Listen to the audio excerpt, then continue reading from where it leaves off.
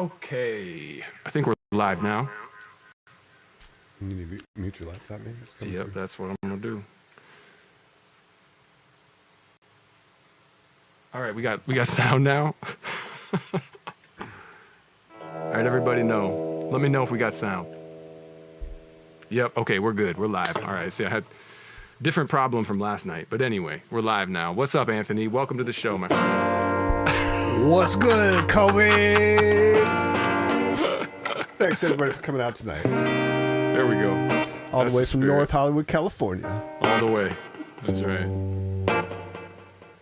So I know Anthony. Anthony and I worked together on a few of my projects back in 2018. Was it when I first met you? Something like that. Something like that. 16, 18, yeah. 17, 18. Pretty sure it was. And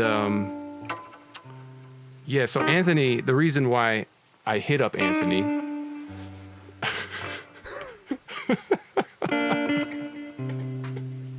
is because he's worked on a lot of my favorite records. Oh, he hit me with the mute. Anthony has worked on a lot of my favorite records.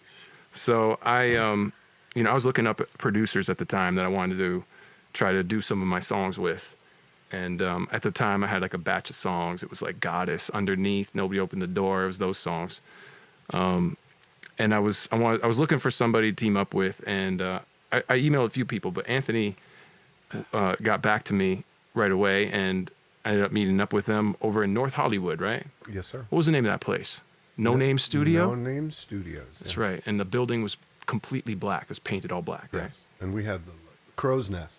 The crow's nest. We were up in the top. We were up in the parking lot. The hotel room, the motel room in the place. That's what it felt like. Yeah. It felt like a little tiny motel room. I loved it. Yeah. Great sunset. Yeah. Little deck outside. Yeah. Guitar. And because you were posted up there for a while, right? Because you were working on some projects there. Well, it was a Good Music building, so I just got a room at the Good Music building. Good Music is Kanye West's record label, right? It was, yes. It was at the time. Yeah. All right, yeah. So Good Music had you posted up there for how long? Was it 2-3 years? 2-3 years. All right. And that's where I met Anthony, and I ended up working with him at this studio, No Name Studios. I don't know. I wonder if you can even Google that place anymore. Is it still there? Yeah, but it's something else. I think Metro has it. Okay. Metro, the drum whiz? Oh, yeah, the producer. Oh yeah, the producer. Okay. Yeah, so we ended up working on some records. Anthony agreed to work with me, which I was really, really pumped about. And it was a good time. And it was a good time. And that's how I met Anthony. And I remember having to sign an NDA going in there once or twice. Did you? Yeah, because Kanye was in there. Yeah, I could see that. Yeah, and I had to sign an NDA just to go into the building. I could see that, yeah. Yeah, so how many NDAs have you had to sign in your career? Good fair share. Yeah? Fair share. Well, actually, I didn't for a long time because I was the early on. Really? So I didn't have to. You didn't have to sign any NDAs? The first time I think I signed one was when I came back to work with him this last time. Oh, really?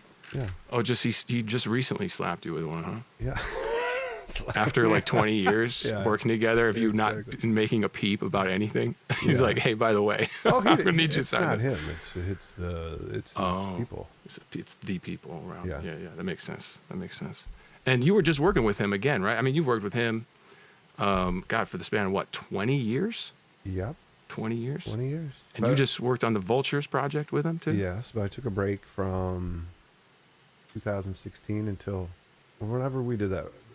Towards the end of that time, 2017 till 23. Oh. I worked with them from 2003 to 16, and then took a break for a little while. Yeah, of course. Yeah, because when you work at anybody that long, it's never always on, right? Yeah. But you were just telling me, so you were out in Dubai? I was. And how long were you there for? 3-4 weeks. It was kind of a shit show? 3-4 weeks? No, it was great. It was cool. Absolutely fan-fucking-tastic. It was amazing. And he called you up and flew you out. You were making records in hotels, right? We had, what was it? we had a building on the property of Atlantis. It was just like a building, and they used it for corporate things or staging or selling another property, and it was just a building with a bunch of rooms. Okay. So it was a freestanding, away from the hotel. It was away. Yeah, but it had like I don't know, like 5 or 6 rooms, maybe 8. Yeah. And you were one of how many people working on the project, do you think? You estimate? At that time, maybe 15, maybe 6 producers, 5 writers, a couple of managers. And then are you working in tandem with these people? Or are you totally like off separate, or is he giving you stuff that he wants you to mix? Everybody gets tracks, stems. Just get in where you fit in, bro. And attack at all times. Okay. Very cool. Take no prisoners. Try to take the record over, be the executive producer at all times till somebody says stop. That's the game, huh? Or somebody else outproduces you. And it's a tough competition, so. Yeah. So you got to be on your toes all the time. You don't want to be dead weight there, because then you're getting sent home, right? Exactly, yes. Yeah, and then you're off the payroll. Exactly. And you're not on the record, and you're not getting the points. You're not getting publishing. You're not getting any points. Yeah. Yeah. Okay, cool. We're going to take a quick second here. We're going to shout out Dea again since the sound wasn't on there. So Dea, shout out to you. Thank you for the super chat. Dea says, hey, Cobi. Hey, Mr. Anthony Kilhoffer. Thank you so much for spending your Friday night with us. Thank you guys for joining us once again. Thank you, Dea. It's been a fun week here. And like I said, Anthony's like the first in-studio official guest that we've had here, which is lovely studio it's exciting. You have, Cobi. Lovely. Thanks. I love it. Give the royal treatment here. It's a vibe. That's right. So you're from Illinois, right? Chicago area. What's that story? Negative. What's your story? Central Illinois, Peoria, Illinois. I've been to Peoria, and I've been to the Mark Twain Hotel there. Yes. I always tell everybody about Peoria. And I never heard of that place, but you've never seen it? I've never seen it. Of course you have. But I was a young man when I left. Okay, they probably maybe it wasn't there yet. Exactly. And you went to Chicago, you said, right? I did. After high school, I went to college and then moved to Chicago shortly. And what was your hopes about being in Chicago? What was your thought pattern at the time? I was going to be like the next Guns N' Roses, the next. Okay. I guess it wasn't Guns N' Roses. That was when I was a young teenager. I was going to be Nirvana. Slick. I was going to be Nirvana. Nirvana, that was right, because this is 1990, what, 91, 92? Oh, Jesus. I'm not that old, bro. It's 97. 98, 97. Okay. Yeah, I was in the band Chicago in the 70s. We sampled Chicago. We did. Actually, we didn't, but they still got some of the copyright. No, I think that we did. Oh, okay. Yeah, we did. I think there's a bit of a sample in there. Okay. I don't recall, but I did remember chopping it up. But yeah, you're right. On Rising Phoenix, by the way, everybody, Rising Phoenix. A minor. It was in an A minor. I remember playing you that song. We're jumping around now for story-wise, but I remember playing you that song, the demo, and you were like, sounds like 26 to 4. Is that the name of the song? 26 to something. 26 to whatever, Chicago. And I was like, what? What's that? And I was like, damn. And you were like, you should just own it and maybe sample them. Yeah. And then you were fucking around flipping the sample on the song. And I think there's definitely some samplage going on here. You know what? I'm going to find it. Let's play it.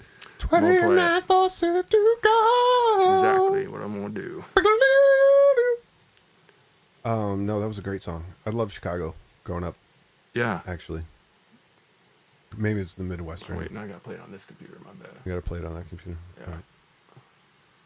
We got multiple things going on here. 25:06 to go.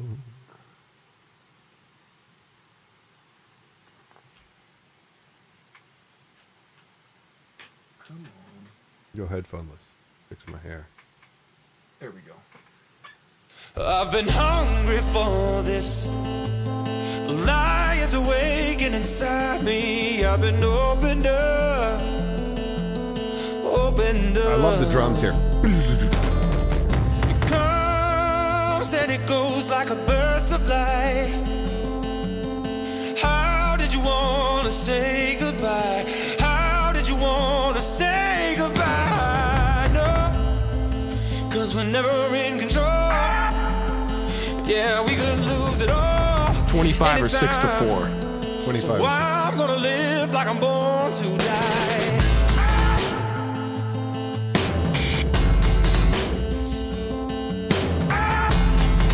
I remember we did a few different things with the sample. Rising Phoenix set me free. I will set the sky fire, replace thunder, lightning, and rain. Shook the earth beneath. So isn't that? That's not the sample. I'm not sure. I don't remember. And I think there's a part in the bridge where it's like, hey, hey, hey, hey, hey, hey. Yeah. You sampled it. I don't know. We'll see. Great solo. Yeah, thanks. Shredder. I'm serious. I think Roach put in that. Oh yeah, was that Roach? Yeah. Shout out to Roach. Shout out Roach. Bikini Trill. On tour this spring or fall. Anyway, I swear I'll hear it in the background somewhere. But anyway, yeah, that was fun. Anthony put a lot of touches on this song, which I think make it great. Thank you. Yeah. It's a good one. Guitar was killer. And we have Angela Holland coming in with a super chat. Angela, thank you for the super chat. Appreciate the support. Hi, Angela. Angela says, love the new track, 10 to the Power. Hello, Anthony. I think Anthony helped with Burnin' One Down. Can we get a story about the collaboration and would love to hear it tonight? Okay, that's a great idea. Is Cobi going to play that one? Or are we just Yeah, gonna sure. We could play it. can I play Actually, I can play you the different. You know what? We can even go deep. I can play the different versions. Let's or at least the go. segments. Let's go. We can hear before and after Kilhoffer production. I love the before and after Kilhoffers. That's how I get my money. Yeah, there we go. But I do want to hear this sample in here. I swear to God, it's in here somewhere. Carry on till I'm dead. When we embrace, it was ecstasy. Now all of fades to memories. You're in my heart, you're in my head. You lit the spark, a fiery day. And I remember you got the string guy to come in. Right? I do. I don't know. I can't find it now. I swear. Maybe you were right. We did take it out. We took it out, You might and they be right. still charged you because of the melody. That's and right. they still want to I copy. still had to give 50% of the copyright up on that. Just because it's the same chord progression. Yeah. And as a matter of fact, it's going to get flagged on YouTube as soon as I end this live stream. Anyway, that was fun. Okay, so Burnin' One Down. Yeah, that was one I remember that you had a really cool hand in, because I remember when I brought it to you initially, it was very slow. Yeah. And you sped up the tempo quite a bit on that one. So. Yeah. Let me see. Your drummer just destroyed this. Oh yes, he did. Sheldon. Shout out to Sheldon. Yeah. By the way. Sheldon Thwaites. Incredible player, this guy. Let's see. I got too many tracks in here, man. Slim it down. I gotta use the old. We recorded this in the same studio that they recorded Ritual de la Habitual. What track is that? That's the album by Jane's Addiction, the second one. Oh. They had 3 days. Yeah. The studio that we were at, that he was talking about earlier, the main room is very legendary in Los Angeles recording folklore. Yeah, talk about that. Talk about it. Stone Temple Pilots, I believe. Also, Henry Mason Jr. did Dreamgirls there right before we moved in. Like I said, Metro, Migos. I think Migos booked that building for like a year as soon as we left, and then Metro came in. It's still like to this day. We did early Travis Scott there. It was Sham Sac Passe in that building. One of the first Travis Scott sessions. What else did we do there? But the Jane's Addiction was the one that really. The Jane's Addiction records. That's I the was a legendary huge one. Jane's Addiction fan. Yeah, Jane's. I saw them live at Lollapalooza in Milwaukee one time. The great drum room, this place. Yes, I remember. So anyway, here's Burnin' One Down before Kilhoffer.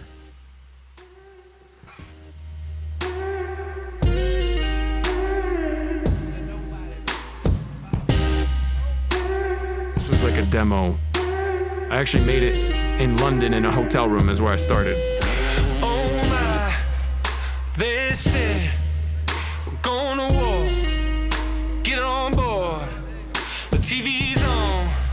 can't look away. Nobody seeing things the same way. The temperature's rising, more people to fear. Believe what they're seeing, believe what they hear. But I can't see why so many shot down in their prime. Hey. They put on their boots and load up their guns. Mad slow. Getting yours too, better put your mask on. But I'll be right here singing A little square my too, song, very just like. burning one down. Oh, it's not real drums, right? No, it wasn't. Well, I think it was a combination. I think I did have my boy Al on this version. My boy Al was playing Oh, okay. drums, and then, but it had a bunch of programmed drums too. So there you go. That was the a little taste of the demo. So now here's where it ended up. After Kilhoffer, Shout out to Roach, though. I think he played on this too. Roach did play. He did do some things. Roach is my spiritual advisor. They said, going to war. So you added the 808s. All the drums are different. Yeah. The TV's on, can't look away. You sped up the vocal. Nobody seeing things the same way. The temperature's rising, more people to fear. Believe what they're seeing, believe what they hear. But I can't see why Fruity so Loops many shot on the down drums. in their prime.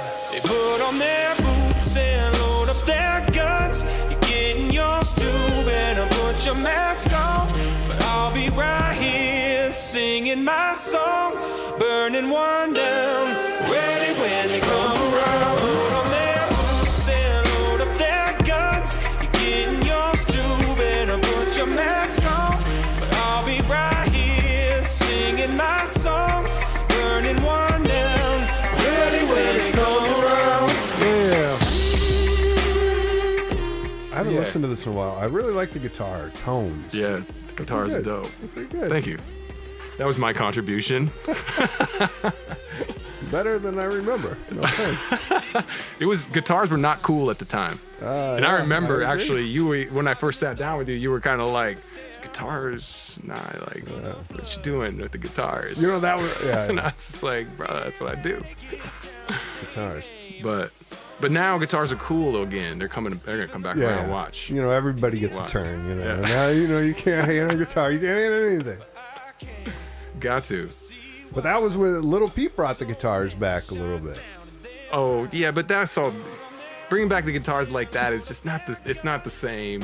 It doesn't mean it like brings back rock or brings back guitar music. Well, You know what I mean? Dave Grohl's still out there putting in the guitar work. Oh, Yeah, maybe. Yeah. I love this record. That was a great project. It was a good. I really it was enjoyed. It was a good time in my life. It was a great time, and it was good to. It was the first time I did a non-trap album in like 12 years. Yeah, I came asking you for 808s on my shit. It was all right. Can you put some 808s on it? No problem. Click, click. Click, click. Shift, click. There you go. Click, click. And you were using are you still using Fruity Loops for the drums? Yes, if we're making music like this. Yeah. But if I'm doing dance music, I use Ableton. I guess I mixed the whole Vultures album in Ableton. Oh, really? Yes. I'm OTT all day on everything. What's OTT? It's a plugin made by Ableton, and there's been, there's other ones. XFR makes one, and the other one outside of Ableton that's the best, in my opinion, is the Slate Digital OT. I remember you used to use that all the time on your mastering, but you only use it to meter, right? No, that was This is that was producer talk. Oh yeah, that was the Slate Digital. That was the Slate. Yeah, I Digital. remember I bought it just because you had it. Every day. I've never printed a mix without that Really? plugin. You actually and- have it on? You turn on the compressor and No, I don't. gain? No, you I just meter with it. Exactly. Yeah, that's right. Every song in the last 12 years, I've had that on. Interesting. Like What's the new hot tool now that you like using? OTT, the plugin. That's the one. That's the one. OTT, everything. Everything. Everything. Vocals, music, drums. It's like the sound of electronic dance, but if you use it, like I said, I used it on Vulture, so I used it on a rap record. and I used it on the 808s. I used it on vocals. I used it on the sample. 'Cause it's a different kind of compressor. It's not just reducing. It's also lifting it up. What do you call that? Expander. Oh, it's an expander pulling compressor. it forward. Expander compressor in one. Brought to you by Ableton. Okay, I haven't tried it. It sounds amazing. You should hit me to it here. Okay, after this. Well, anyway, so back to Chicago. You moved to Chicago, and Yes, sir. and you wanted to be in Nirvana 2.0. Yes, sir. And then what happened? Then I was going broke and living in Wicker Park. And what happened? And then my brother-in-law got me a job as a assistant, not an assistant, like an intern at a recording studio. Okay. Do you remember what the name of it was? Chicago Tracks. Chicago Tracks. Is it still there? Closed. Closed. Shout out Reed Himes, All right. Frank Pano. Nice. And so what were you doing there? Cleaning toilets? Exactly. Making coffee, whatever it takes. You know, it wasn't like an LA thing where you're making runs. Like they have runners here in these LA studios and they go get your cheeseburgers and shit. Sure, sure. It wasn't like that in Chicago because those clients weren't so advanced. Maybe later on, you know, but not right away. So it wasn't the top notch yet? Exactly. It wasn't top notch. It was commercials during the day and then, whoever at night. So sometimes, I mean, at the time, there were a lot of people in Chicago that were signed. Ministry owned part of the studios. They were signed to Sony. R. Kelly was in there. Nice. He was signed to Jive Records. R. Kelly. And is that where you, that's obviously where you must have met R. Kelly then, right? Yes, that was the beginning of. And that was your jump off point. Yes, actually, technically, I met his music director, and we kind of became friends. And I helped him. He was new in town. God, shout out Lafayette Carthon, the man that put me in the game. Shout out. Lafayette, where are you now, bro? I think you're still in Cleveland, playing in church choirs. He was a fucking ridiculous keyboard player. Oh, yeah? Yes, ridiculous. Amazing. Okay, so he got you linked up how with R. Kelly? So what? He was like, "You're good at Pro Tools. We want to start using Pro Tools." How'd you start using Pro Tools? What made you start? I just saw that it was the future, bro. When I saw Pro Tools for the first time, I saw somebody edit a fucking song. And you were using all tape before that? Tape, 24-track Studers. And you were just recording what, like Joe Schmo in Chicago at that point, or? But it was a lot of. Or you were recording yourself, or what? I wasn't recording myself really. Okay. I mean, I had a 4-track at home, and then I couldn't afford 2-inch tape. A real fucking 2-inch tape was like $250 for 15 minutes. Okay. But I mean, like at the time, Super expensive. I mean, I vaguely remember the tape days. I'm old enough to be a part of that a little bit. But anyway. Yeah. Yeah. But so at Chicago, I mean, back in the day before computers and all this shit, artists would save up their money and go to the studio. Exactly. Yeah. You know what I mean? So after the commercial people, And you had to rehearse all your parts. You had to rehearse all because you had to your play it all together pretty Yeah. much at the same time with a few overdubs. Yeah. So if you're like a young artist, you saved up all your money for like, a year or half a year, and then you would book from 6 p.m. to midnight. Yep. And, like you said, the band would be rehearsed. You got to be rehearsed. You got to get it all to tape. Yeah, and hopefully you'd walk out of there with your demo or whatever, and then you could get gigs and send it to labels. Of course. And da-da-da-da-da. Yeah. That's where I really got sharp on the engineering, because you had to be quick, right? Yeah, yeah. You had to, no downtime. Like if a client, if something wasn't working, they'd be like, downtime, I need a refund this hour. We're going to tack it on. Da-da-da-da. Uh-huh. Yeah. Never happens anymore. Sure. So, but up until R. Kelly, Yes. what kind of stuff were you recording? Like who? Ministry. Just Ministry. I was okay. I was like an assistant for Ministry. That was like before that. When I first got to Chicago, Nirvana, blah blah blah. I was into indie rock, and I wanted to work at Brad Wood's studio. These are all people that probably no one knows anymore. Okay. But Brad Wood, he did. I shouldn't say that. That's mean.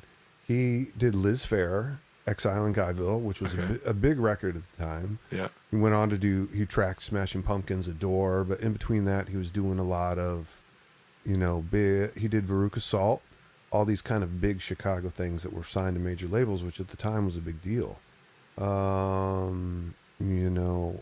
Rest in peace. What's his guy? Let's get his name. I said it and then I can't remember. Steve Albini. Oh, okay. He was like, I was trying to get into it with any of these people, but I couldn't get jobs at their studios, and so this place was the only studio I knew, Chicago Track. So Okay.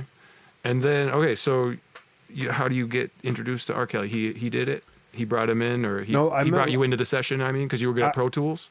No, I met this man, Lafayette Carthon, because he was new in town. Okay. And he was...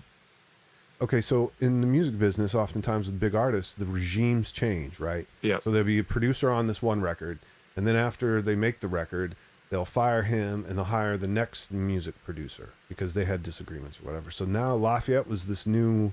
he was starting the R album, which was a double album.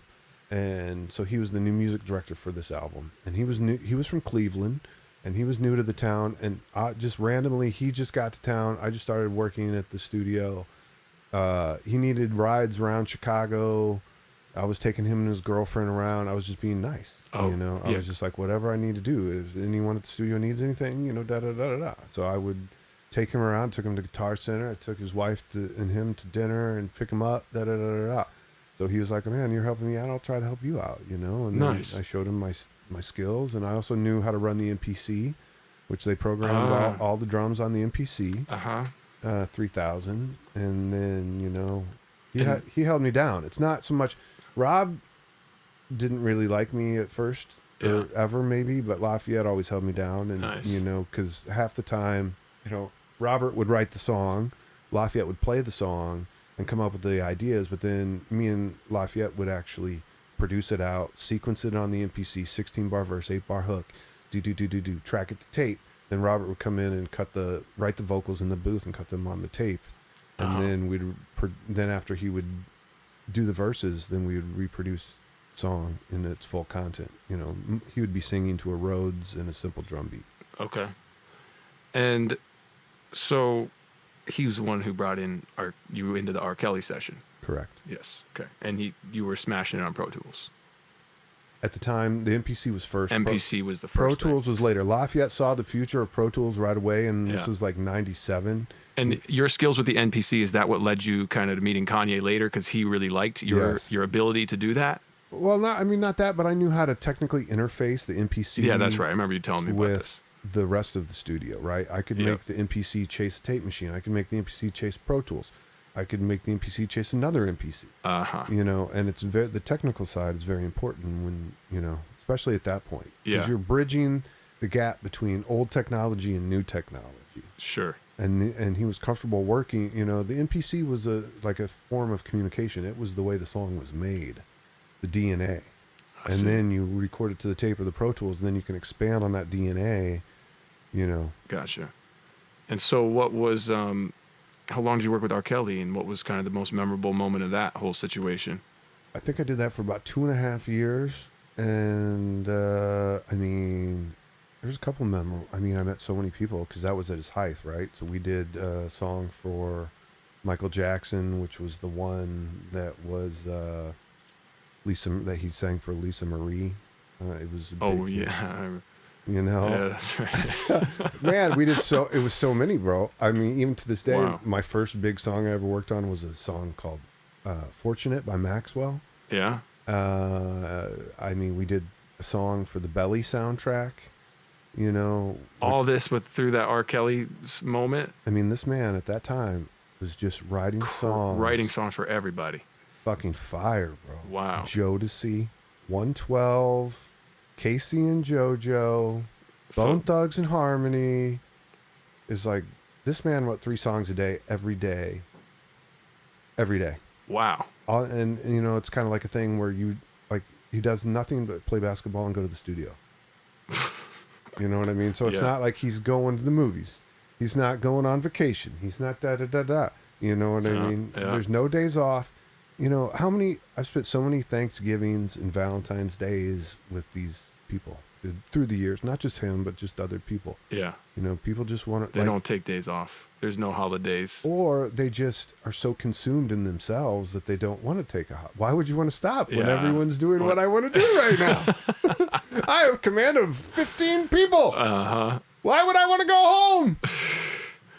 Yeah, I suppose. That's crazy. So it was long days then in the studio with Yes. with all these dudes.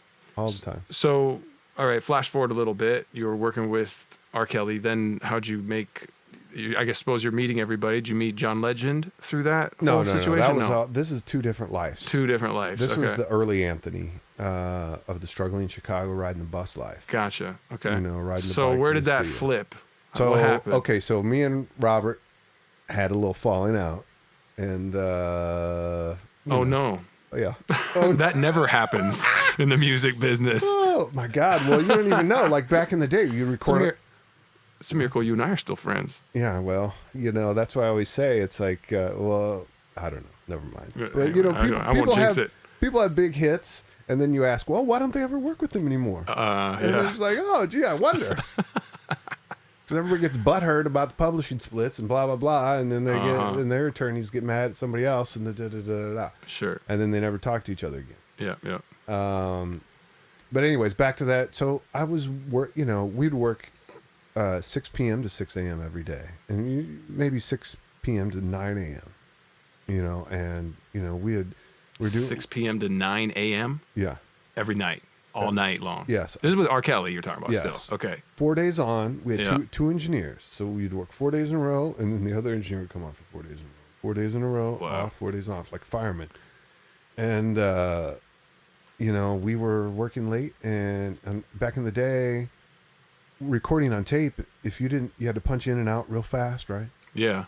You know, Yeah. and it was late. There's if you- latency to it, yeah, right? And if you missed, So you hit the button, Yeah. and there's a little latency to record the overdub, and if you miss that part, you're gonna fuck up the whole take, well, right? you can whole erase comp. the next bit. Yeah, you erase the Yeah, next bit. and then they're gonna have to do it over. Anyways, so it was late, and we were working, and on the song, and he's like, "Man, record me after I say la la la la la." We're doing ad libs, which is like the worst punching yeah, thing. 'Cause yeah. there's no words to go along with it. Yeah. So after the third time, I say ya, ha. Hit me when I say ha. And I went in early, and I left it in, and I came out. He said, "Man, motherfucker, you recorded over me." And I was like, ah. And then the guy was sitting next to me. He's like, "Big John, tell him da da da da." And then I just got up and grabbed my backpack and started running out of the building. And then I ran downstairs because I couldn't handle it anymore. Oh, really? You were just having like a breakdown, I mean, meltdown of some kind? yeah, You're just like, fuck this, I can't do it anymore? Exactly. I see. And I pulled the petty. I had like $200 of petty cash, and I threw it at the receptionist that was like asleep. I said, "Fuck, I'm leaving," and that was it. And then you left R. Kelly. I left R. Kelly. That's how I left R. Kelly. Wow. And you never saw him again? Well, oddly enough, years later, Kanye called me and asked me, "Could you fly to Chicago to record his part for one of the songs on the Cruel Summer album?" And I was like, "I don't know if you want to send me." Oh. I mean, it probably would have been fine, but it would have just been weird, Damn. 7-8 years later to show up. "Hey, Rob, what's up? How you doing?" Oh, okay. Was that why Rob was pissed then? Oh, he wasn't. I mean, I don't know. Or is that the falling out? Was that over that whole I'm sure moment? I'm sure he didn't really give a fuck. Probably not. He was like, just get the next guy in Who here. cares? Yeah. Yeah, But But then You're pretty expendable, I think, at that point. exactly. Yeah. So then I kind of just set her. I went around Chicago working for maybe 4 or 5 more months, and I met a man. Shout out Craig Williams, the legendary Craig Williams, Okay. Death Row Records producer. Craig Williams. Yes, sir. A friend of mine. I met him, and after the R. Kelly thing, he was like, "Oh shit, you work for Rob, blah blah blah." And then I was like, "Yeah." I was like, he had moved to L.A. and moved back to Chicago, and he was the first person from L.A. that I had ever met in the music business.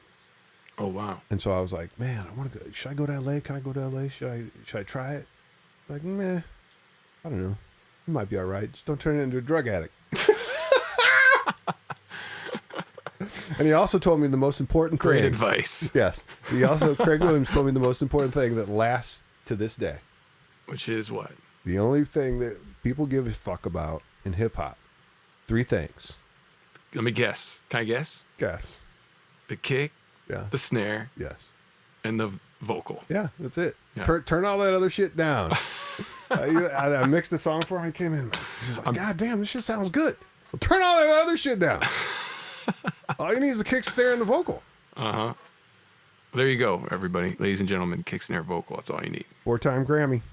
4-time. Oh, I forgot to mention 4-time Grammy award-winning producer here. Probably Mr. like 5 or 7 times nominated. Producer, writer, mixer, all of the above on All those the Grammys? above. Yes. No, the Grammys were only mixing, producing, and engineering. Okay.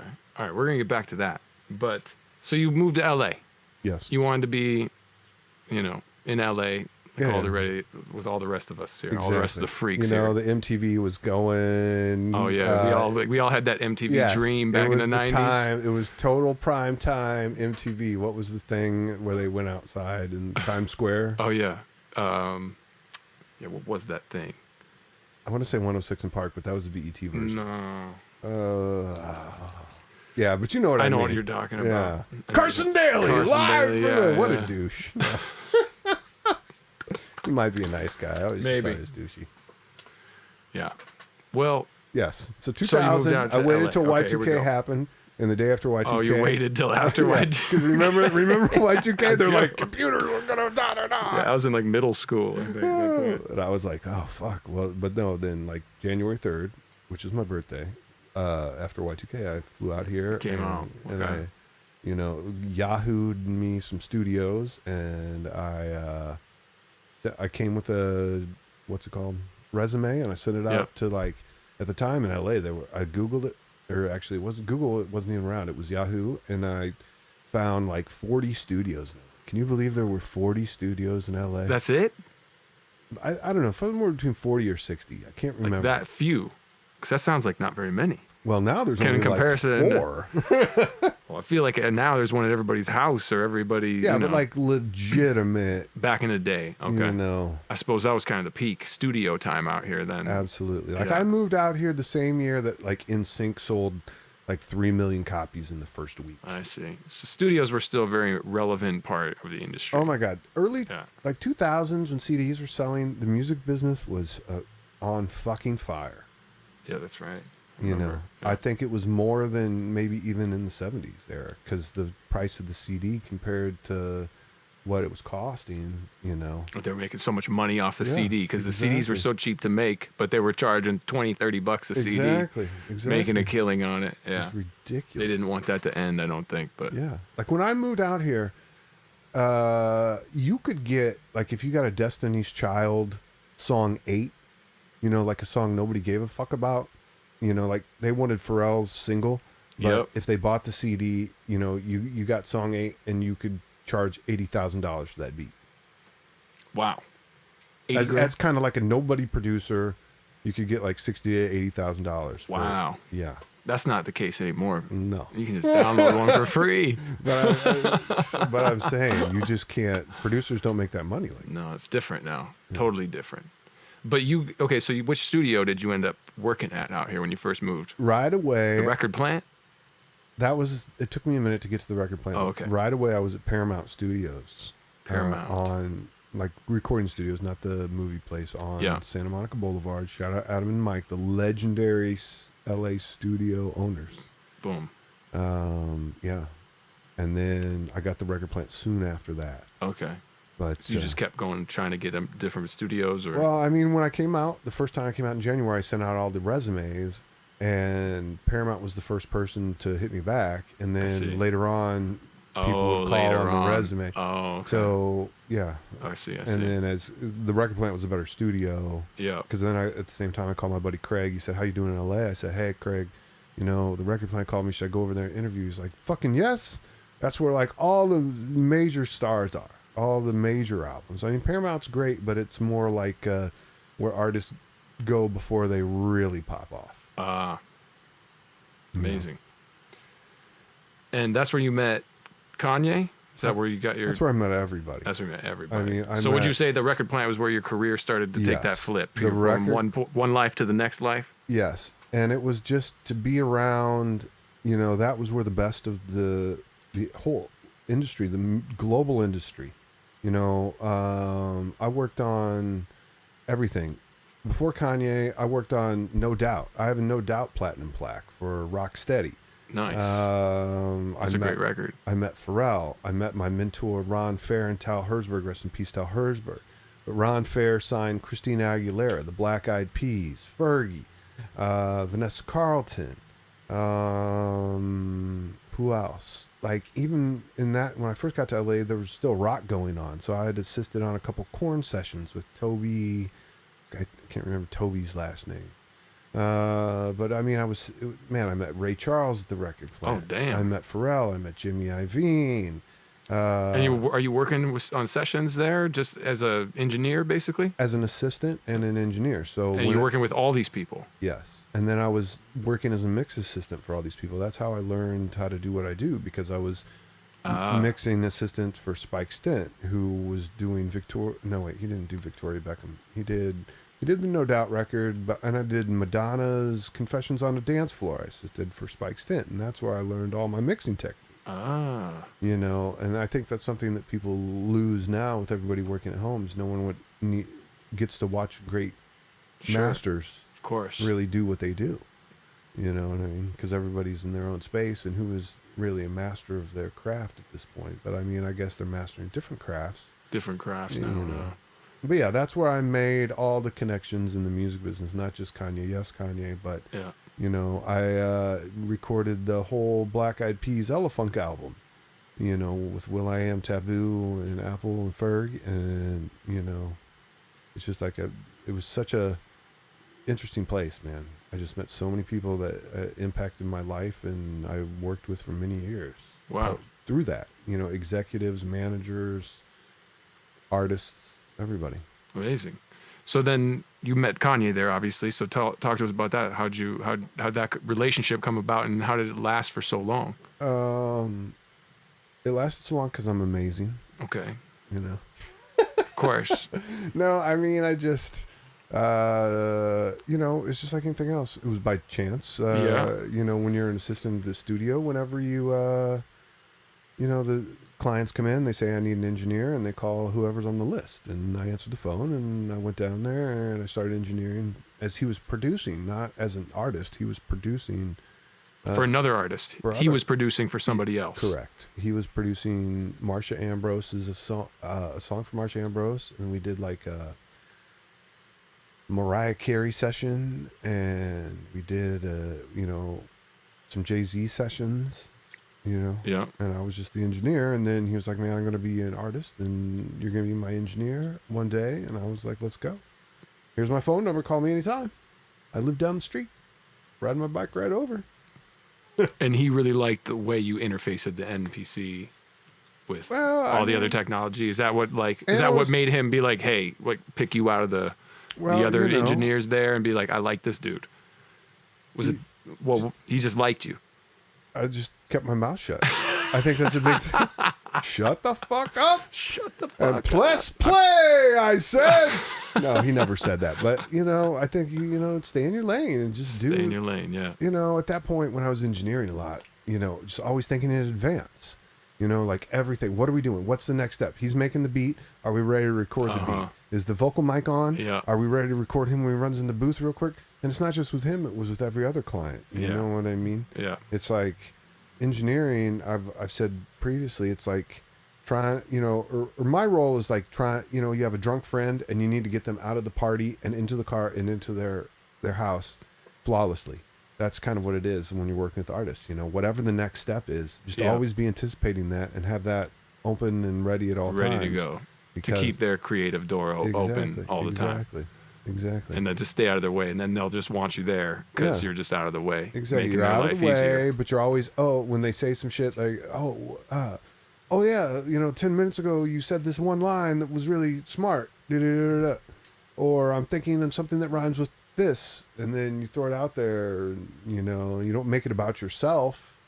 You know, the first rule of the... Don't outshine the master. Yes, sir. There you go. He knows the first rule. I didn't even have to say the book. Was it the 10 Rules of Power? Yes, sir. Yes, I'm familiar. It's more than that. It's like, isn't 50 it 48, rules? 50? Or something? I can't remember the number, but... The number one. I know the number one rule. Don't outshine the master. Don't outshine the master, everybody. You hear that? Let that be the lesson. Yeah. Okay, so you're working with Kanye. Yes. And but still doing other shit. Still doing other shit too. Always you know, other shit. I was never I was never on salary Yeah. or anything like that, Sure. but constantly just doing whatever in between. Yeah.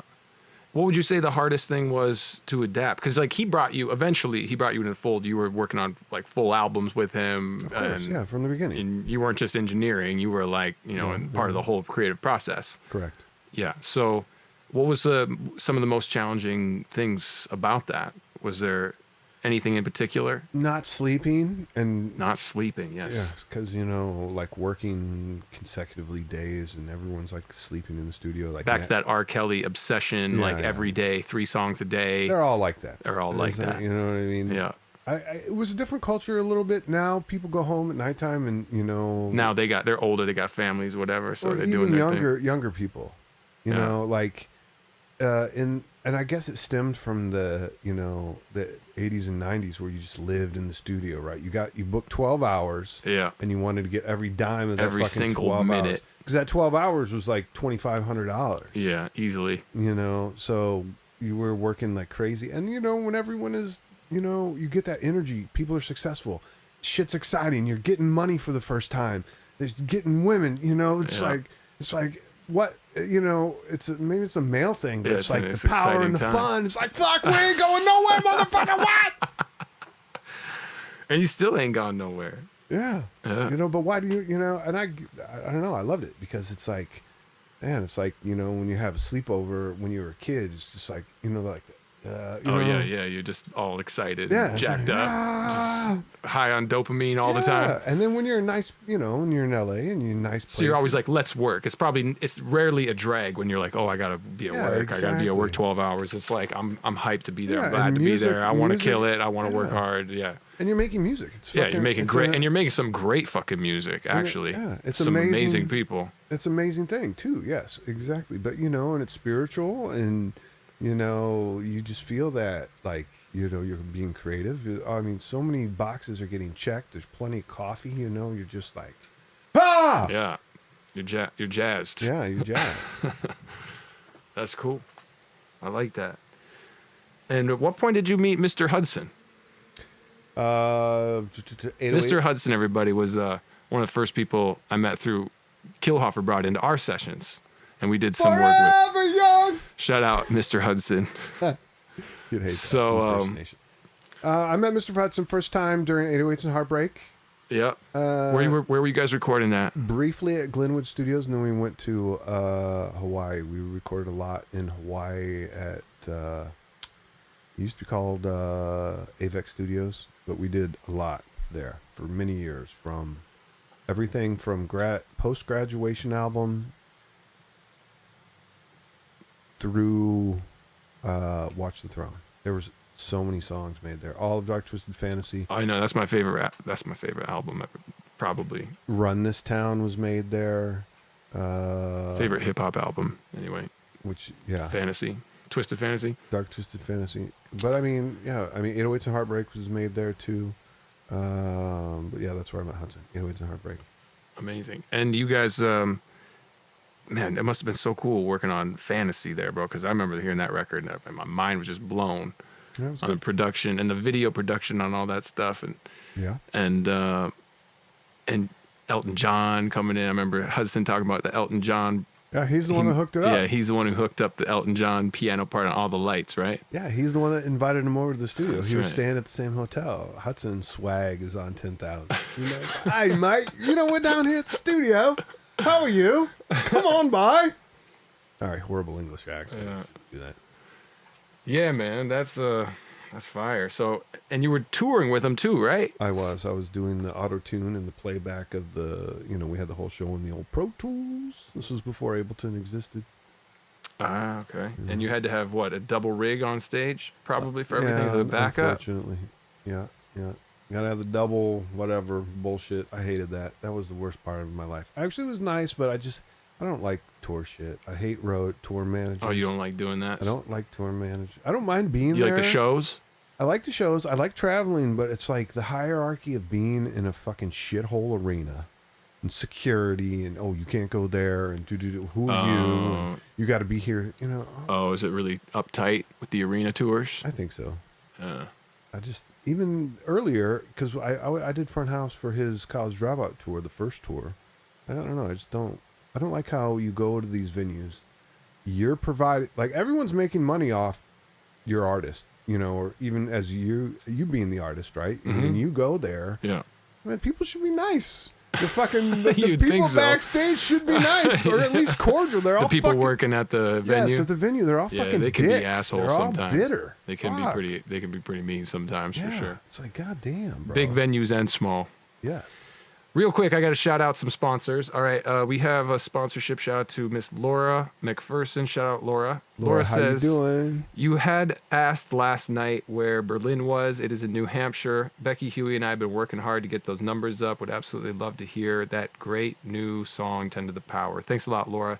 We're in interview mode right now, but we'll get over that later another time. You want to play 10 to the Power while you use the boys' room? Nah, that's okay. And then All we right, got later. another shout out to Jill Galiland. Amazing. Welcome, Anthony. Happy to have you here. Thanks, Jill. Shout out Thank to you, you. Jill. Thank you guys for the sponsorships.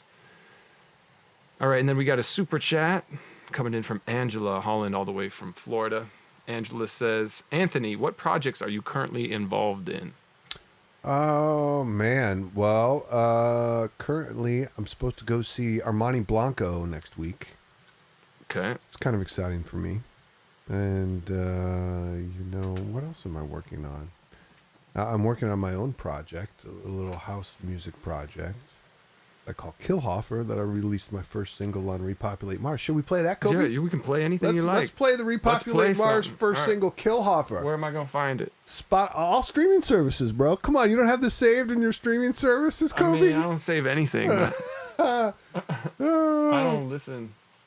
Okay, so the vocal on here is by a woman named Clementine Douglas. She is a staple of the EDM world. Great woman, great writer, great voice. Kilhoffer. Songs Live Forever. It was released by... It's 1L, 2Fs, everybody. Yes, sir, 1L2Fs. Released by Repopulate Mars. Lee Foss, one of the pioneers of house music, Chicago house. All right, this song's called "Live Forever." This is what Anthony's been working on lately. One of the many things, right? I mean, Yes, it's many. always lots of things. Yeah. All right, hold up. I'll turn it up. Hold up. All right, we got to get the password. All right, here we go. We're getting there. Hold on. Ladies and gentlemen, About it, think about it. here we go.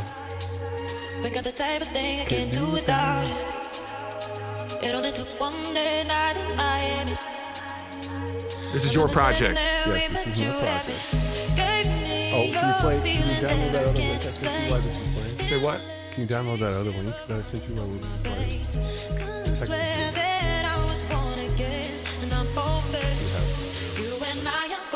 This is the other thing. So this is what I put out. This is what I'm trying to do artistically. This is what you're trying to do artistically. Yes. All right, let me bump it then.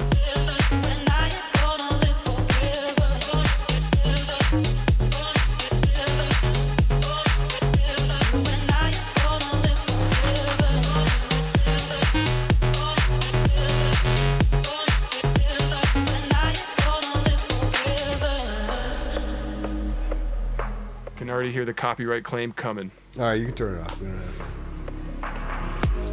That's good. We don't need verse 2. All right, there we go. But that's one of the things, I'm still just mixing. I met Lots of mixing. of Anthony's a mix- mixing engineer as well. Exactly. So, yeah. A lot of that. A lot of that. Okay, so and then what's this? Low. This is the low song remix? of the summer. Should we wait for this? Oh, this is a Flow Rider remix. Yes. Okay, and we will can be wait for flagged. Is this going to be a problem? Maybe. But this is the song of the summer, I fucking tell you. Is it out already? No, but I sent it to Mike Karen. This is the premiere. Atlantic Records knows about this song. We sent it to Flo last week. We're waiting to hear back if it's approved. But All right, we can do it now or later, All right, we can hold off for a second. All right, that could be the climax at the end. We got the big banger. All right, sick. Okay, Laura says, scroll back from my super chat. I'm sorry if I missed your super chat, everybody. Here, Laura, there we go. I found it. Laura says, PayPal with love, Cobi. Welcome, Anthony. What genre do you love to work on or that you find expresses your talent the most? I Did like we just answer diversity. that? I like diversity Anthony says he likes diversity. because I like to, you know, if you do the same thing, you got to challenge yourself, right? Like working with Yeah. you was a challenge Yeah. because I was not always, you know, working in that style of music, Yeah. you know, and that's why I'm trying to do dance music. You know, I've made rap music for 24 years. Now I'm making dance music. You know, at the core, I love, you know, I love all kinds of music. I love like, you know, roots rock. You know, coming from Illinois, I was big into the Dead and blah, blah, blah when I was a very young person. So, you know, I like to, different styles, you know, because then it tests different skill sets, whether maybe it's recording a mandolin, maybe it's producing a dance beat with a sidechain bass and some LFO side chains. You know, it's all different kind of tricks, and I like variety because you don't want to Yeah. pigeonhole yourself as as a producer. You can't be stuck in a specific genre. It's not evolving. Yeah. You know? Yeah. You got to evolve as a person, as a Yeah. artist, as a human, as a whatever you But are. that's very important as a music producer, Yeah. or you're stuck, and that's not a good place to be. Yeah. And I think the music business is probably one of the most rapidly changing Yeah, industries. of course. Probably. Yeah. Right. Because I mean, it's like every year it's changing all the time. You got to Because always it- be adapting and evolving and Whatever adapting. whatever culture is dictating is cool. Yeah. You know. Sure. But there's also something to be said about not chasing what's cool I don't know. and just I'm being chasing- cool yourself, right? No, not for me. Maybe as an artist, I see As that. an artist, As an artist, you but I got to think, be your own cool. You can't be chasing other people's cool, otherwise you surely ain't cool. yeah, but you have to. I mean, I have an analogy for that. You know, Let's hear it. Ever heard of this one band called Radiohead? No, and never. No, of course, of course. Their first single was a Nirvana knockoff, Creep. Yes, Okay. fair So, enough. They got into the music industry By as a being Nirvana some- knockoff. Yeah. Okay. What was popping at the time they made that song? Nirvana. But do you know for a fact that they made that song because they were trying to sound, they wanted to sound exactly like whatever Smashing Pumpkins or Nirvana at that time, or were they just being honestly themselves and it just I kind of think- happened to sit in that genre really snug? I think that Tom is smart enough to say that you can't make a kid A out of the gate. You think he knows that? Yeah. Yeah, he probably does. They're smart people. Yeah, sure. You know, they're playing the game. They played the game. Yeah, You got to play the game to get in the door. sure. Then once you're accepted by popular culture, then you can do the art. Do what you want. You know, And Sure. you know, and there's different aspects of looking at that from different artists. Was that Kanye's philosophy too, you think? Did you find? No, he used to early on say, "I kind of want to be the McDonald's of rap." That was Well, what do you his think he analogy. meant by that? Like everyone in America loves McDonald's, except Nah, you. okay, You probably yeah. don't go to Nah, McDonald's. I don't ever, fuck with do that you? ever. But the majority of America, because Sure. you got to think about market share in music, right? Yeah, yeah. You know, so you have to sprinkle a little bit of, you know, McDonald's on your product so you can appeal to the masses. You got to appeal to the hood people. You got to appeal to the soccer moms. You got to appeal to, you know, Yeah. and then once you do that, you know, that's your bigger reach. That's the one thing I think some people don't understand is they, you know, they're an artist and they appeal only to people that can respect their art. You know, well, that market share is smaller than the, you know, greater global Sure. thought process. That's Sure. also a reason why I'm making dance music, because I think globally it's more something that people can reach. You know, like country, you know, yes, they have great songs, and you know, but it doesn't translate. No one in South Korea is going to listen to Luke Bryan. You know, Sure. Yeah, I mean, of course, culturally. yeah. So, but I think dance and hip hop are more globally cultured. Sure. That And makes so, sense. That makes sense. You know, it's always, you know, I just think about it as a business at the end of the day. Yeah. It's all about, you got to pay the rent, you got to pay the mortgage, you got to send the kid to college.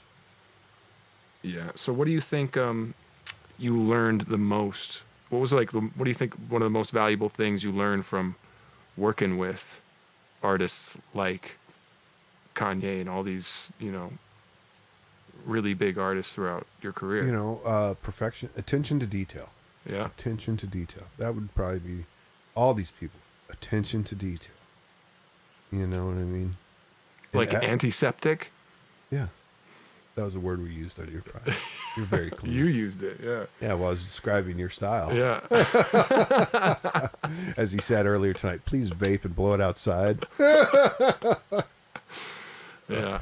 But I'm just saying, yeah, but attention to detail, that's kind of not just in music, but I think in life, you know, that's how you get ahead, man. You got to focus, man. Pay attention. You know, these people don't get to these positions by fucking around. You know, it's attention to detail on the lyric, on the melody, on the harmony, on how the vocals go against the music, you know, in juxtaposition of the drums, in juxtaposition of the Rhodes melody. It's you know, attention to detail in the brand, in the persona, in what you're projecting to the world. You know. Fuck yeah. And some authenticity as an artist. Yeah. That's obviously very important, I think. Yeah, because I think people, if you're not authentic, the public doesn't really, they don't accept it. I think there's something fundamental about the human that if they see something that's not, somebody being authentic. Inauthentic. Sorry, I've been drinking. Unauthentic. Anyways, they won't follow you. They won't believe what you're saying, and that's the whole part of, you know, you got to believe. You know, you got to have followers. You got to have belief in yourself. Yeah, you have to. And if you can't convince a small circle around you to believe in you, you're not going to convince the rest of the world to believe in you. Amen. All right, shots.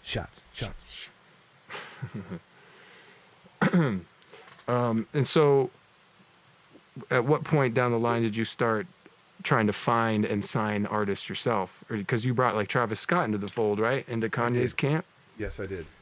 And at what point were you like, I want to start picking up artists and start doing my thing with them? I watched, you know, so I was older when I met Kanye. I was 28, right? So I watched his whole thing, you know, go from I want to be an artist to being, you know, signing his deal, going on the road, you know, opening up. Like after his first tour, he went out and opened up for Rolling Stones.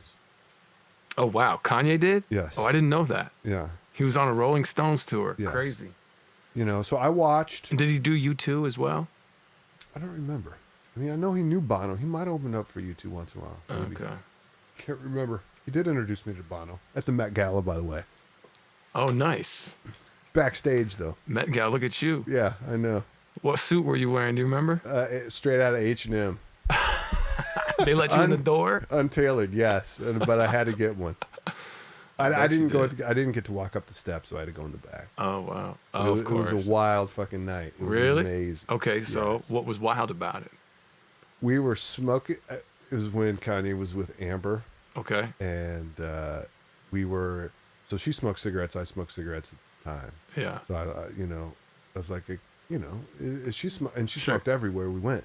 So it was like, fuck it, I can smoke everywhere we go. If Amber's smoking, because she just did whatever the fuck she wanted all the time. So we're in the back of the Metropolitan Museum in New York City, smoking cigarettes and drinking, like like these, Yeah, just right in the museum inside. Yes. Yeah, because you can do whatever the fuck you want. He was performing, so he was like, we weren't like. Ye was. Yes. Okay. So we weren't with the rest of the gala because they were having a dinner and talking and and having all.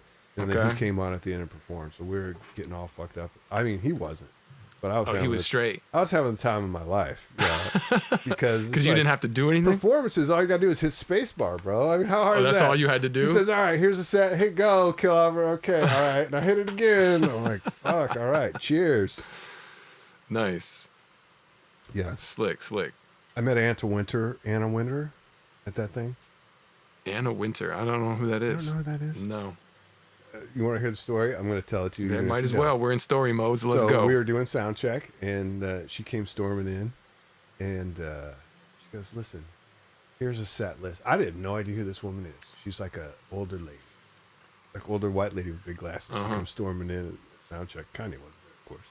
She goes, "Oh, are you with Kanye?" I said, "Yeah." She goes, "Here's the set list. We're talking over the phone about it. Here it is. I wrote it down." Hands it to me. throw that shit in the trash. I'm like, what the fuck is this old lady trying to tell us? Nobody tells him what the set list is. Years later, she's the lady from Devil Wears Prada. This lady's a big deal. Like, I had no idea. Like, years, shit. So you I threw wish it away? I threw it away. I wish I would have kept the handwritten Anna Wintour letter. And then, It sounds like something you would do too. yes, later backstage, like when we were drinking before the show, he goes, this woman told me that she gave you a set list. I said, that old lady, I threw that shit in the trash. He looked at me like, what? This is her thing. I'm like, oh man, I'm sorry. You want me to go to the trash and look for it? Yeah, you dig it through the trash. No, he was like, forget about it. But the look on his face is like, Oh man, wild. I really let him down. Good I job. had no fucking idea. Like, who's this old lady? He let it slide though on you. He did. Well, what are you gonna do? That's some grounds for He's a firing great- for he's a some great people. guy. He's a great guy. I love him. Yeah. You guys have been at it for a while, so I'm sure you have a good relationship. But that's cool. So you threw out the set list, and Yeah. it's what she held a grudge on you for what years later, or Oh, the lady? Yeah. Anita? Oh, no, I never saw her again. no, I in my never life. saw her again. No, come on. But, I mean, and I didn't even know who she was until I told my wife at Oh. the time. I said, yeah, this old lady came in with the set list. She's like, that's the lady from Devil Wears Prada. Da, da, da, da, da. Oh, and then you're like, oh, dope. I was like, okay. Yeah. I still didn't know until I paid attention. Later on, I got in the fashion. Later. I mean, after. Let's see. And how long was his set there? Like 20 minutes? An hour. An hour? Rihanna came out and performed. I mean, it was like some stars. Was it a big? Was it like how many? Like, is it a big audience? I know, but like, is the audience like? So, is it just no, I would say it's about 100 people. 100 people watching the show? Super celebs. Big Super stage, celeb. small stage. What? Small stage. Like, it's in the Metropolitan Museum. It's Okay. in the Met. Yeah. Right? So I think behind the stage is on like some shit like they stole from Egypt. You know, Oh, like, fuck. Oh, you know what okay. I mean? Like Yeah. they took these pillars from this thing, you know, from this old tribal thing, and it's in the Met. So the stage is in front of these pillars, and then there's a seating area with tables. I remember Bruce Willis was there, all these models. I mean, this was before Instagram. So this Oh. was like, I don't know, this was like 2007, maybe? Yeah. So this is like barely. This is like MySpace era. Yeah. So I never heard of the Met. I had no idea. They just flew us to Oh, New you York. had no to idea what it was. No idea. We flew us to New York to do a show, and I was like, okay, great, whatever. Who knows? And then one of the production managers was like, man, you need a suit for this. Of course. This is like yeah. some real shit. You know, this is some black tie shit. So, Okay. you know, but yeah, it was dope. Rihanna came out, and he wanted to play. Is that where you met Diddy? No, I met Diddy three times. Uh-oh. Are we about to get into that You now? want to get into the Diddy? It might be time. I've been to Star Island. It might be time for the Diddy talk. I mean, I don't know. I mean, I think Diddy's, you know, I had a really great time with the man, I got to Really? say. He was very, very kind. I mean, I met him in 2002. I met him 2008, maybe. Okay. And then I met him again with Travis Scott in like, right before I met you, actually. Oh, okay. What was that, 2016? Yeah, something like that. And that was when I was at both those houses that were rated. The Star Island house and the Beverly Hills house. Both the houses that were rated, you've been to. Yeah, of course. Yeah, and Drake, you've been with No, in I'm a room talking. with No, him. don't even put me in. Don't say that word. I got nothing to do with that guy. Oh boy, but no, he was in Kanye's camp though. No, he wasn't. In Montana. I remember you telling me about it. Oh yeah, you're You right. were in I guess you're right. Montana Yeah, there, yeah, and yeah. you were. I think that was yeah. you were. Yeah. Am I correct? You were like not. It was not a great time there. Really, Yeah, it was not a great camp, right? Well, I don't know. Maybe it was me.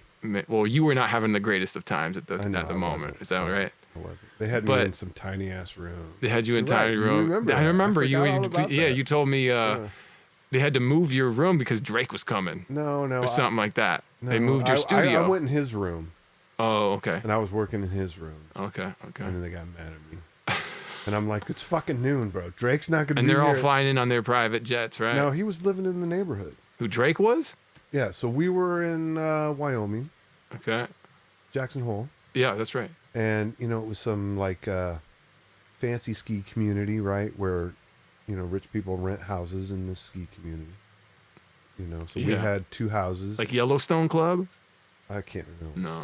You know, it's like, I'm sure That's in Montana. That's in Aspen Montana. or whatever. Okay, I can imagine. Any of these places, All right. they have these communities where rich people rent homes, and then they have, then it's like it's not gated up there because it's so far away, but then they have like kind of like butlers or whatever, and they'll furnish the home with food and Okay. You know what I mean? Yeah, I know what you're talking about. Yeah, it's like yeah. So, anyways, but he had a house like around the corner. Oh, okay. And then there was the house that we were working at, and then the house that we were living at. I don't know. It was just a weird time. Maybe, I think back to that time, and maybe it was just my mindset. Sure. That wasn't good. But yes, I was in Drake's room at noon, and they got mad at me, and I was like, Drake doesn't even fucking show up till 10. So why are you mad at me? And it's like, it's not even his room. It's a pair of fucking KRKs and an 1/8-inch cable. Oh yeah, it's like it's not like an actual studio. Yeah, it's no, just a room with some speakers in it. Yeah. Yeah. Okay. Yeah, that was the end. That's when I stopped working with the Kanye camp for a while until Vultures, until just recently. For about 7 years, yeah. Oh wow, you were off for 7 years. I was, yeah. And what made him call you back? He just missed you. I guess. You want to get the old people back together? Yeah, he's like, we gotta get the band back together. I'm like, sit in the jet. And how'd you feel about this last record? Which tracks did you work on? I mean, the Vultures I record. mixed the whole thing. I co-produced on Paid, and there's another one there. Oh, Beg Forgiveness, the Chris Brown song. All right. Yeah, I mean, I thought the record was fucking incredible. Honestly, I thought it was great. A lot of features, a lot of interesting production.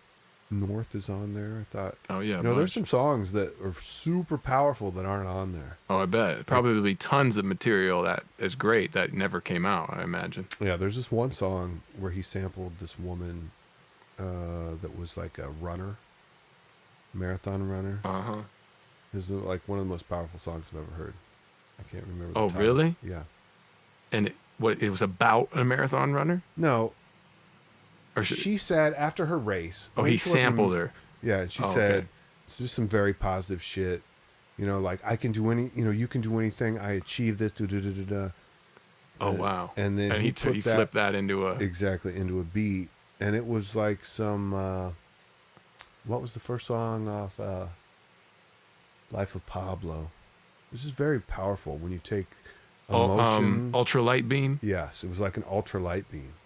Kind of, that gave me that energy. Because it's just so powerful when you take emotional speaking and then you put music on top of it. When perhaps, when you achieve things or have these great experiences, what you're saying is almost a cerebral thing, right? Sure. And then to match that to music and to match that energy or exceed that energy of what those people have went through and all the time and the energy that they put in to achieve this, then, and they're letting it out into the world, then to add that music touch just propels it even further. Sure. It's powerful. That is definitely powerful. Tons of tracks, I'm sure you've heard that will never see the light of day, unfortunately. Possibly, yeah. And so back to the Diddy story. So you met Diddy 3 times. He was really kind to you. You didn't see any nefarious behavior? No, I did not, actually. And you haven't really seen, because you worked with all these, you worked with Drake, like we were just talking about, and you worked with all these people. Well, I mean, and you didn't see any nefarious behavior? No, I haven't. I suppose you can't really say. Well, you know what? If you did, you'd be a co-conspirator then. If you go look for it, you'll find it. I suppose one of those maybe things. I wasn't looking. Yeah, you're probably right. You know, when I moved out you're probably here, right. When I moved out here, my friend Nolan's mother said, "Listen, there ain't nothing out in those streets after 8 o'clock. Take a Bible and keep your nose clean." And there you are, up every night, all night long, working. Yeah, but I wasn't out in the streets looking for That's shit. true. No, you weren't. I was at the studio working. Exactly, working. I wasn't. I think that's a whole nother thing. Yeah, I see. That's for people out looking for that sort of thing. Yeah, exactly. Like Yeah. if you look for that, you'll find it. Seek and you shall find. I don't think any of us want to find any of that shit. I mean, I met Diddy's mom. Oh yeah. Like I stayed at Star Island for like 2 weeks. What's Star Island? Tell everybody. Star we know. Island is a super exclusive island in Miami where all these celebrities live. Okay. And that's is where it an actual island or is it Yes. just in Miami? It's an island in Miami. Oh, okay. I You see. know. Is that where Epstein lived? No. No idea. Not that I know where Epstein lives, but I thought that was. Here I'm making all these. I'm making. Yeah, the- you're making that. I'm making connections here. By the 7 degrees of Kevin Bacon. No, I thought that was Boca Raton. Just if I know my Epstein. Okay, I don't know. And okay, so you went you parties there, and it was what? Just Now we were working on Money Making Mitch. Money Making Mitch. What's that? A Man, maybe we record? should play this song. What's that? Should I look in my phone? I have this song that I did with Diddy and Rick Ross. And it's unreleased. It never came out. Bro, let's play it. All Come right, I'm on. gonna look at my telephone. Let's play it. All right, let's play it. This is the time. This is the time. There's I no should've brought copyright the claim on goddamn this. Laptop. Yeah, I should have told you bring it. Oh damn! And then you're gonna have to send it to me. But see, that's another thing. Like I've had no problem. All these things that I've had through life that have been near successes. This is something that's troubled me. Like this song, it's always made me mad. This is one of the best songs I think I ever produced. It never came out, and it's got Puff Daddy and Rick Ross on it. Oh wow, really? Yes. And you produced it like on the beat in front? Yeah, I made the beat. I did fucking Oh everything. damn! You on made the this whole song. beat. Rick Ross and Diddy. And it never came out. So angry. I don't know. Fuck, maybe it might not be on here. I'm going to have to log into the Gmail. All right. Well, if you don't get that, you got to give us something else then. All right. Well, should we go to the... fuck. Kill.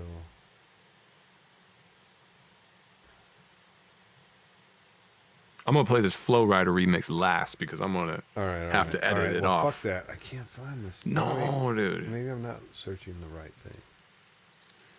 You've been in the room with Kendrick? Never. Never. Oh, no, I have. Yeah, no, you're right. I've met Kendrick. I've been in the room with Kendrick. Amazing talent. I mean, that man... Worked with him? Like worked like what? Engineered with him? I mean, I there, think I or recorded some freestyles. Recorded some freestyles. You know, like he came during Life of Pablo, and they were having a rap battle. Him and Ye Oh, were okay. like going back to back, bro. It was like beats and beats and beats, and like literally like 3 hours. They're constantly rapping. Wow. I mean, incredible, Oh shit, my fucking incredible talent. camera. Which one? Your camera, or my camera? Nah, it's mine. I think it's getting hot. Turn it. You're gonna find that thing, right? I don't know. I'm gonna look.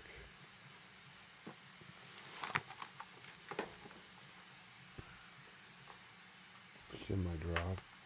This is not in my Dropbox. Oh, how is it not in Dropbox? Kill Mitch.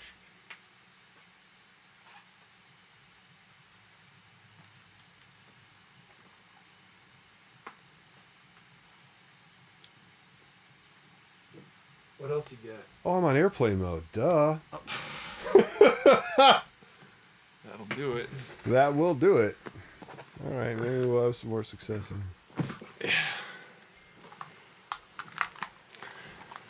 All right, well, we're doing that. Everybody, don't be shy. Don't be afraid. Please smash the like button. Share the live stream with your friends, everybody. Even though we're already quite a ways into it. Really helps when you hit that like button. All right, here we go. you're- Exclusive. The exclusive. Feel free if you guys got questions or whatever. Super chats, all that stuff's still welcome. Sponsorships, all that stuff's still welcome. So send them on in. All right, we got a Kilhoffer exclusive here. Oh, boy. What is this mess we're about to Cobi, listen we're not to? going to play this for very long, all right? All right. All right. I'm serious. All right. All right. Let me I see. understand. What you could do? Text it to me or what? Yeah, I'm going to text it to you right now. Because we don't want the feds to come after us. No, I definitely don't need that. There you go. All right, this is Kill Mitch. This was supposed to be the Why first. is it called Kill Mitch? Because let me just preface this. Yes, please. You've probably never seen, this is an amazing movie that Dame Dash made with Jay-Z. Did you know Dame and Jay-Z made movies? No. Oh, I'm not surprised though. So Diddy's persona. Is that tequila you got there? Yeah. You want a little tequila? Yeah, I could use a little bit. Since the ice is broken. All right, the cameras are working.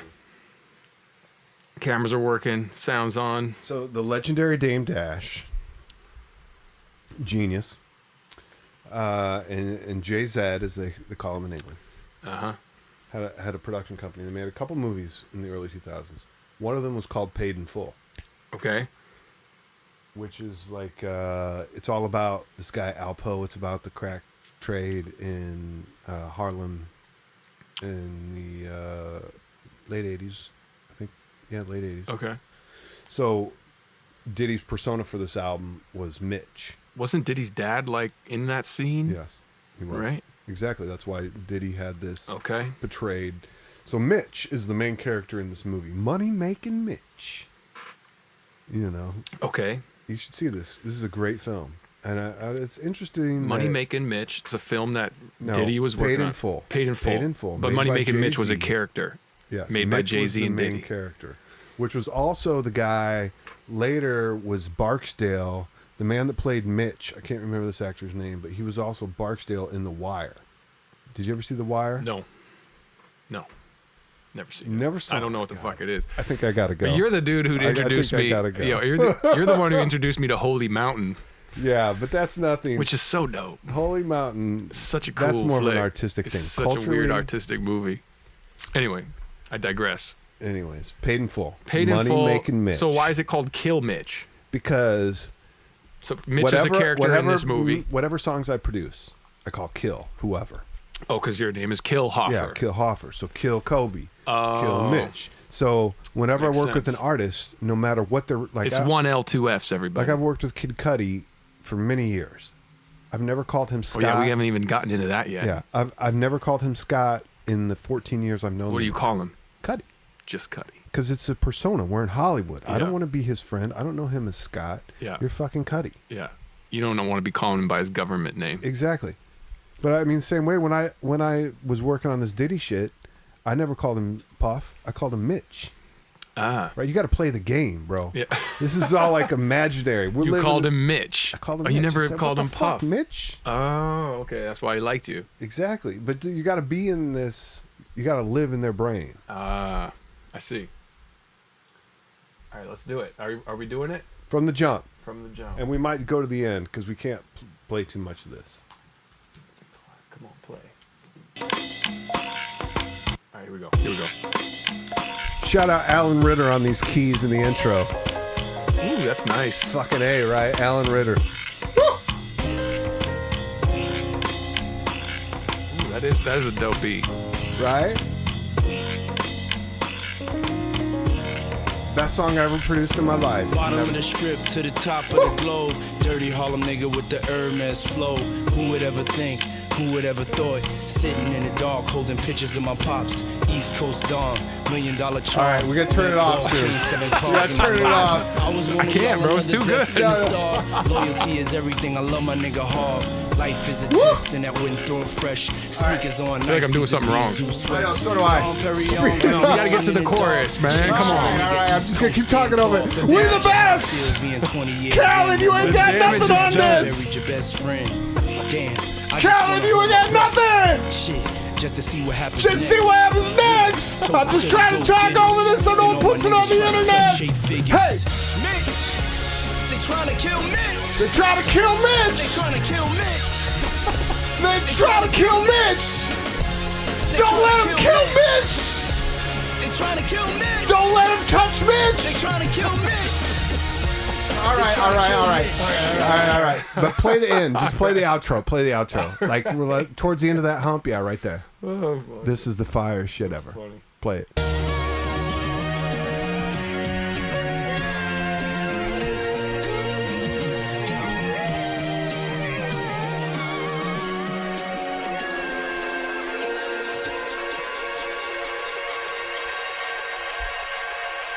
You're crazy for this one, Kilhoffer. Long tail. And I had a video. David Stromberg recorded Diddy dancing to that I like song that beat in a the lot. studio. I like Oh, that beat a lot. That beat is Virginia says, fucking- Cobi, we can't super chat you out of prison. Yeah, you're probably right. I don't know why I'd go. Why would I go to prison for that? I don't know, but I can't believe I've never played that song. No, I don't want none of that. I don't want none of that mess. No. I never saw anything. I met Mike Tyson at his house once when I came down for chips in the middle of the night. Pause. We're going to pick right up there. Super chat shout out to Allison Align. Thank you, Allison, for sponsoring the show tonight. Allison says, hi, Cobi and Anthony. I'm so excited to listen and hear all the stories behind the scenes. I loved hearing about Rising Phoenix, my favorite song. Will you both work on a song in the future again? Well, that's a great question, Allison. I would any day. I think the answer is, yeah, of course. That's the answer. Of course we will. Actually, we have, but you just don't know what it came out under. It didn't come out as a Cobi project. That's or true, Anthony. we did. We got something else out in the world. We did. And you probably are absorbing it, but you don't know. That's true. That's true. We did do a little secret project that we put out here this last year, huh? Yeah. Yeah, we'll probably do some more work together, you know. But you know, Anthony, he's got a big fee. He's got big credits. And you know, so that's what that is. So no, but I'm sure we'll work on his something. A&R. What was that guy's name? He said he couldn't work with me anymore. Pete Jaberga. Pete Jaberga's like, yeah, you can't work with Kill. Shout out to Pete, but Pete Jaberga. Pete Jaberga said, and I quote, "I'll open your budget up, but you can't work with Kilhoffer." Yeah, he did not like that. The record label that I was on at the time did not like my choice in producers, as a matter of fact. Yeah, that's been a problem for me for a long time. They were not happy about it. They were trying to get me with, I don't even know who they were trying to. They didn't have any real good suggestions. The Ed Sheeran guy. What was his name? But they didn't even really pull that together. His name was Jake Gosling. Yeah. And he was who I met with before you. I actually flew out before meeting up with you. That was like kind of a low moment for me. Because I flew out to the UK to go meet up with this producer, Jake Gosling. You can look him up. He worked on all the early Ed Sheeran stuff. Didn't he sign Ed to? Probably. Yeah, I think he was like one of the. I got to hit the vape. Do you? Go ahead. He was one of the main people for Ed. And anyway, so I don't know how I got in touch with him, but I remember somehow I did. And as a matter of fact, Pete didn't like him either. So well, Pete liked that one guy, which we won't talk about. Don't talk about that guy. I've talked about him before on these streams, but we can get there later. But that's true, Pete. You were so miserable with that guy. I was pretty fucking miserable with that. But Brooklyn's finest. That's all I can say. Yeah, I flew over to the UK, met with Jake Gosling way out at his studio, which was way outside of London. I had to like I don't know how I got out there. I think I had to take a train, a bus, and I finally ended up renting a car. And I was driving on the other side of the road out there because there's, you know, no way to get from my hotel to his house. He lived way out in the boonies, and he was not a very sharp producer in my memory. And I remember leaving there being disappointed in what we had done. And I came back and I found Anthony. Yeah. And that's when we did. No, but it's interesting. You know, that's why you always have to evolve as a producer. You always have to like. I mean, I don't know. I have a 14-year-old daughter right now, and she's who puts me on to all the new shit. So after she grows up, I'm going to really have problems with my A&R staff. Well, you have younger kid. Yeah, I got 2. All right, so maybe they'll be our A&R. Yeah, maybe.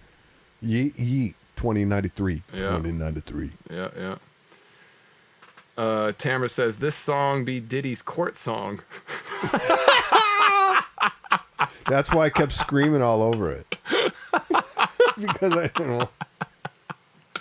You were like, yes, you can play it, but no, you can't. And the only reason I played it is because he never paid me for any of those sessions. Well, fair enough. Then that's what makes me so goddamn You angry. own the master then, don't you? Fucking right. Fuck yeah, you do. I mean, man. He can't tell you not to play it. You own the master. Right?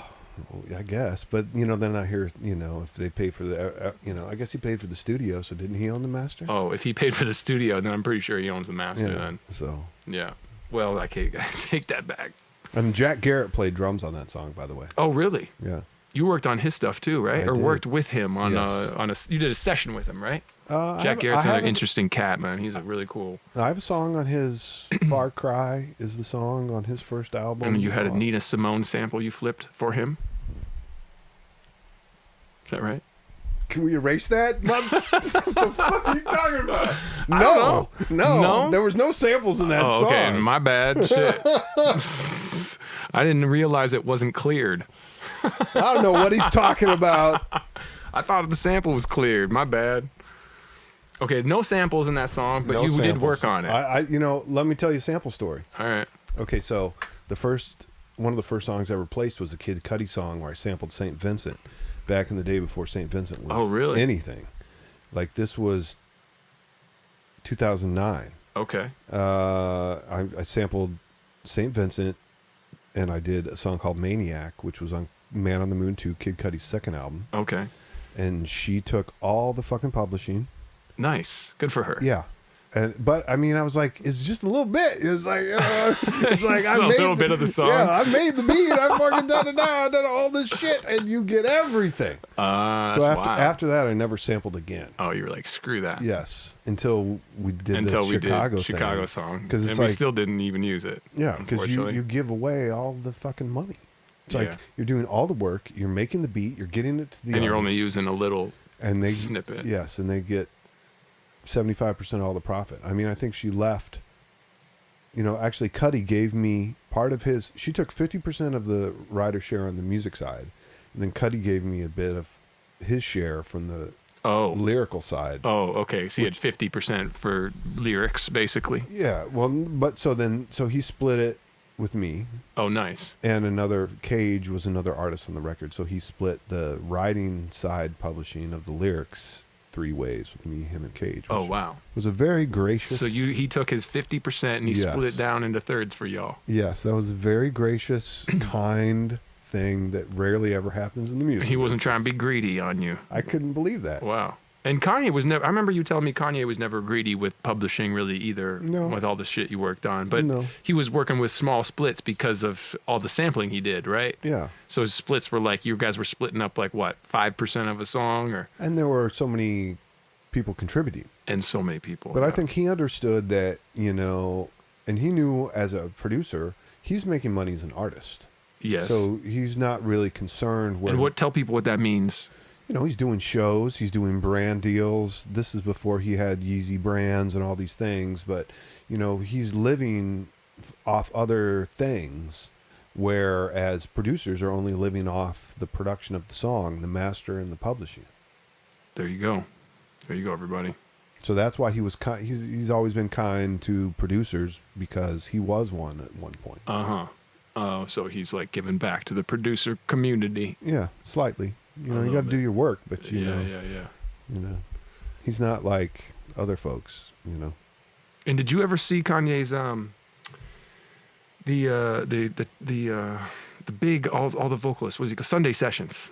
Did you ever go to one of those? Sunday service, yes. I took my wife at the time. I wanted to go. And a daughter, and we went out here in Calabasas. Yes, Agora Hills. Yeah, up in the hills. It was amazing. It was fucking amazing. Man, I wanted to go. The best band you've ever heard in your life. Damn, I hit you up once and I was like, I want to go to Sunday Sessions, bro. I was like, Sunday service, hook it up. And you were like, you want to go? And I was like, yeah, but it never got the call. I should have went more times. Man, I would have loved to go. Bro, the band was just insane. I know. I saw clips, dude. But like 2 bass players, you got 3-4 keyboard players. I know, bro. Great fucking music. Great musicians. People say what you want about, I don't know, whatever your feelings are about some of these people. Kanye, but boy, the fucking dude's got crazy music. Yeah. It's crazy. And then the people that surround him are on the same talent level or comparable, right? Probably even greater in some respects, right? Depends. Well, Kanye, I mean, say that like he's bringing in the greatest keyboard players, the greatest drummers, the greatest. Yeah, exactly. Yeah, but he's not like Prince. He's not doing all that stuff. Kanye doesn't really play keyboards. But 50 choir members. Yeah. Right. You're standing in the middle of the desert at sunrise early. You got to be there at 7:30 or something. Sure. And damn. So you're there for sunrise. Soon after, but sunrise out with there with the haze by the ocean. Yeah, it was pretty magical. Do you have big speakers out there? How was it kind of set up? There was some. I don't recall exactly, but there was a PA. There was definitely a PA. And did he have audience people come? Did he invite only kind of a thing? What was it? Was he just doing it because he just looked for the love of music? I don't remember. I just contacted somebody in the group and was like, "Hey, I want to come." And they're like, "Here's the address," and You know, I don't think, you know, there are no tickets. It was just like, if you know him, reach out and da-da-da-da-da. And, you know. Sure. It was interesting. It's something that I think my child will remember forever. Oh, you brought your kid. Oh, that's dope. She was only like 9, you know, so it was. Probably crazy music, bro. Yeah. How long did he play for? Or they play for? Well, I mean, it was. Is it just a jam session? Like, what was the vibe? It was a show? Service. No, it was a service. He had a pastor. Like a church service. Yes, he had a pastor. Okay. So there were prayers, and there was music, and there were some prayers, and there was some music, and there were some prayers, and there was some music. Okay. But not like super. I don't know. It was very spiritual, not so secular. Okay. If that's the right use of the word. You know what I mean? It was some affirmations, right? Yeah. So spiritual affirmations, music, Dope. spiritual affirmation. Yeah, it was amazing. Yeah, it sounds amazing, man. I would have loved to have witnessed. Well.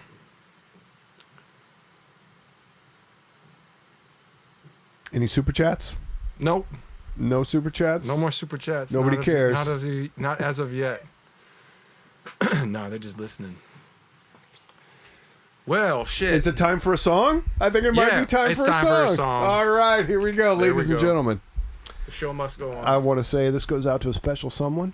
All right, Anthony has asked me, he's like, I'm only coming on your show if I can play a song live. Yes. And I said, of course, that's what we do here. I said yes. So here we go. It's for a very special someone. Lost love, you know, goes out to you. You know who you are. This one's for the lost lovers. Yeah. Here we go.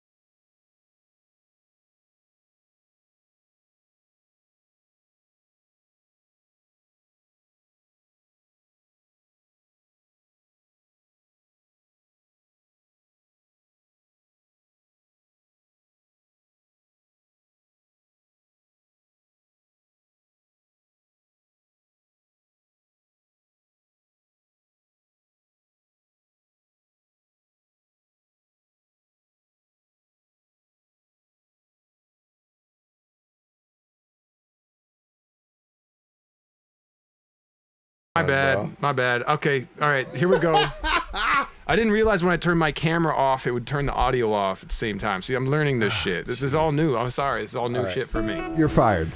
All right. I'm the boss, motherfucker, of this show. Without me, there's no show. No show. So, all right, we're going to start this song over. We're going again from the top. 10, 9, 8, 7, 6, 5, 4, 3, 2, 1. Hit it!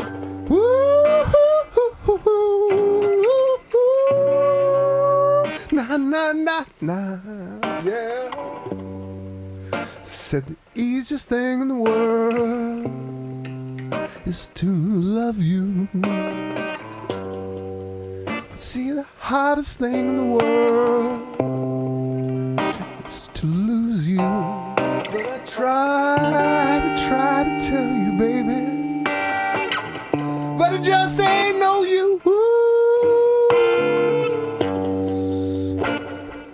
No, it ain't no use. See, I got your letter, said you're leaving town. Falling walls, crying helpless, about to lose my mind. Baby, let's backtrack on what happened in this house. See, it was Saturday, came walking in, 4 o'clock in the morning. Thought you were sleeping. Then you turned around, said, where the hell you been? I said, out with some friends, drinking. Oh, and I tried, but it just ain't no use. No. Damn, you're a blues man. You from Chicago. Said, easiest thing in the world is to love you. Yes, it is. The hardest thing in the world is to lose you. No, say no, no, no, no, no, no, no, oh, no, no, no. No, no, no. Oh, no, no.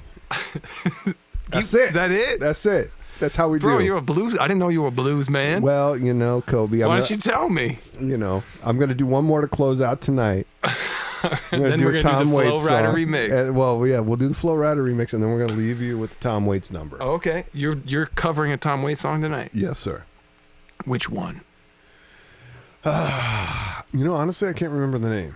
It's not Jockey Full of Bourbon, is it? Definitely not. It's the Train song. I think it's called the Train song. Okay, And okay. do you know the Train song? Maybe, I don't know.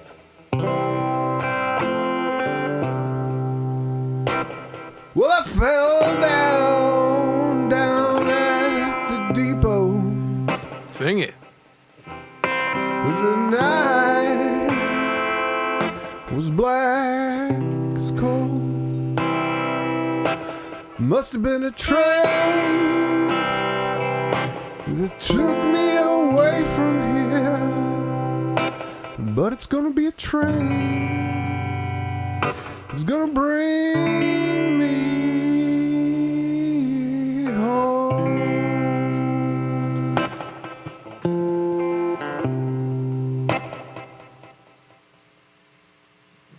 Nice. We'll do the full thing. We'll do the full thing at the end. Amazing. Okay. Tamara says, dang, losing her did him in. Losing her? Yeah, your last song. Oh yeah. Yeah. I did. It did me Yeah, in. did you win? Good. I bruh. lost her. She don't want me back. What did I do? I'm sorry, baby. Not returning the I'm phone sorry, calls. baby. Take me back. All right, we do have super chats now. Shout out to Ronnie Davis. Thanks for the super chat, Ronnie. She just says, here's a super chat. It's a pity one. Thanks. See, those blues. They I'll take the pity ones. And then we got Marissa coming in with a super chat. Marissa says, so much about the process and technicalities of the music business I've never heard. All this was fascinating. Thanks, Anthony. Loved all your stories. Well, thank you. I appreciate it. Where are you coming from, Marissa? Marissa's coming from Austin, Texas. Oh, yeah, down there in Texas. Texas. Cousin Bill lived down there in Austin Yep. for a while. And then we have our good friend Virginia, all the way from Massachusetts, Brockton. Okay, Which is just outside of Boston. Virginia says, hi. I know. She says, I feel like I should put some money in his guitar case in the subway. Thank you, sweetie. That makes me feel good. Dang, man. I like busking. I used to busk when I was young, man. Yeah, that's kind of what I do. I'm an internet busker.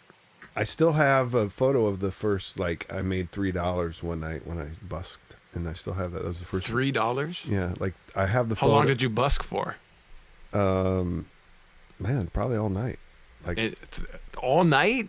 You Well, made $3? This was the 90s. You got it. So I went to college 60 miles from Paducah, Kentucky. Okay? Ain't no money got money to give to buskers. I suppose not. You know, I mean, I think I had Not in Bazooka, Kentucky. Paducah. So, yeah, I mean, I think there were pennies. There were some nickels. For real. Oh, it was $3 in change. Yeah. I got to put that on the gram, the first music money I ever made in the music Hey, business. man, you got to start somewhere. You're right. Bro. Now That's where it was. I remember everybody kept saying, play Freebird! I was like, what the fuck is Freebird? They still say that in a lot of places. I love me some Skinner. Who doesn't? Who don't? So yeah, okay. Well, what did we miss, bro? Okay, so I feel like we missed a lot. Hold on. I feel think we did. I don't did. feel like I got the juice out of you. I Honestly. know. You haven't, but you've been holding back on me. I've been all night long, all right. bro. We'll tell the Diddy stories later. We'll talk about the Don't hold back, man. Come on. I gotta go use the boys' room. All right. Well, you better go. All right. What song were you gonna play for this young lady that asked for music earlier? Oh, 10 to the Power. Yeah. My new song. Have you heard it? Yeah, of course. Good answer. That was the only right answer. That's a Hollywood answer. You know what I used to do when I was back in the day? This is what I always say. Like when people would say, "I love this." You got young people, try this. So you're in a room with people, and they're like, "Yo, I just cut this song with Aaliyah, not Aaliyah, rest in peace, or A. Marie or whoever, Okay. you know, whatever producer has worked with an artist, and they're like, man, I'm gonna play you this song. Tell me what you think." I'm like, "Oh shit, is that the first single? Did you get the first single?" Yeah. Yeah.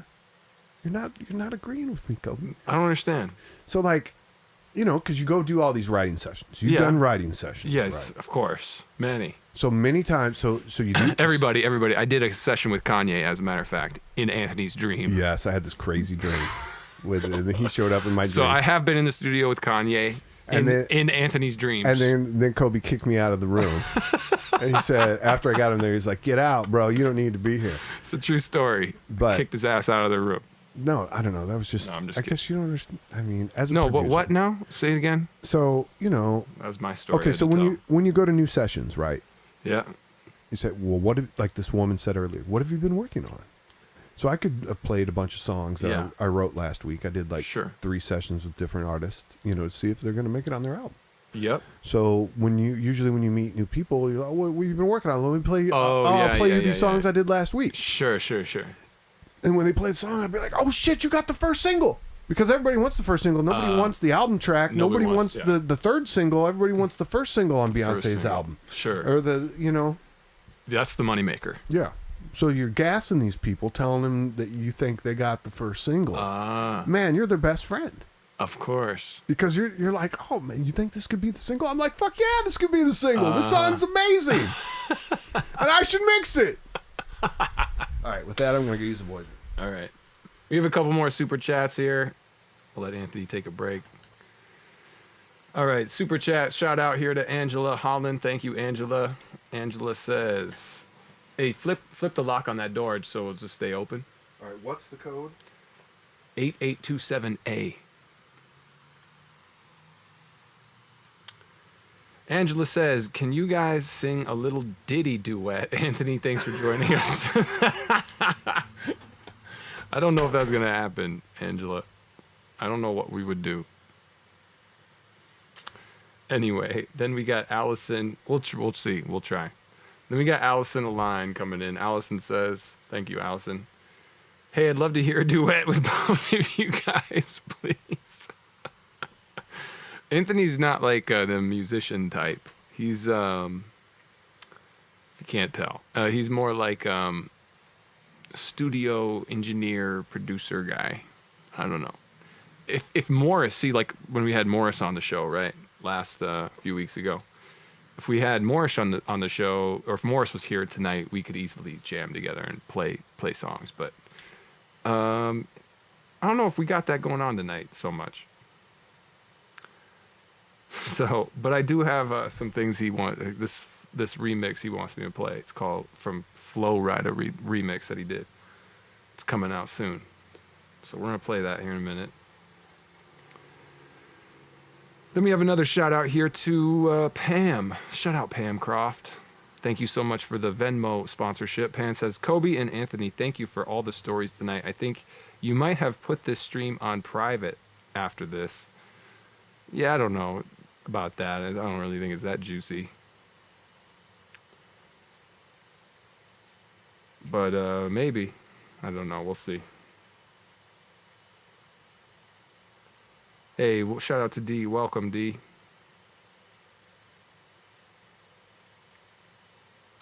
Yeah, he's a brilliant guy, brilliant producer. But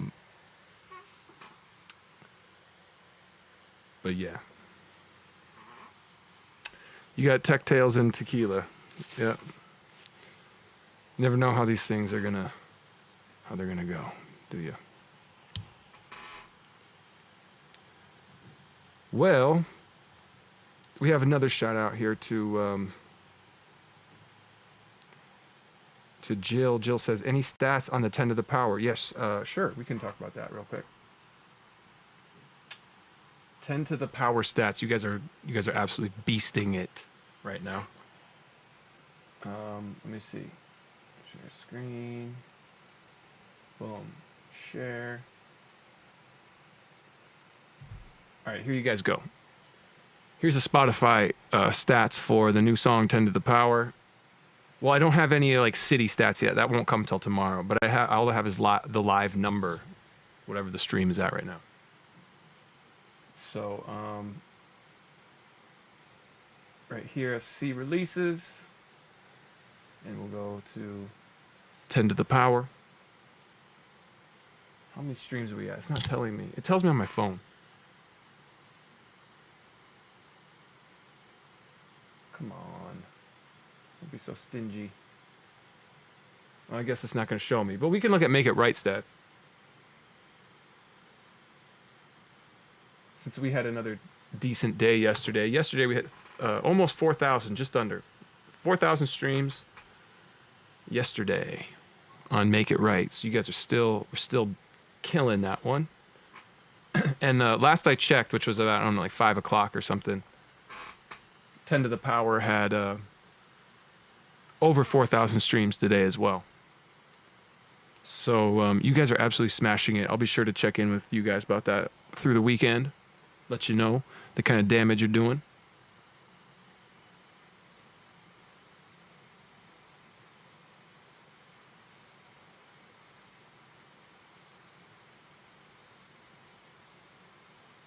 But yeah, so we'll get more stats soon from 10 to the power.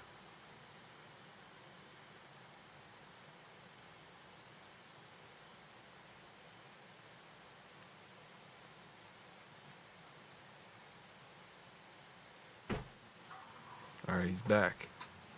We're back. All right. How's the world out there? The world is quiet. Well,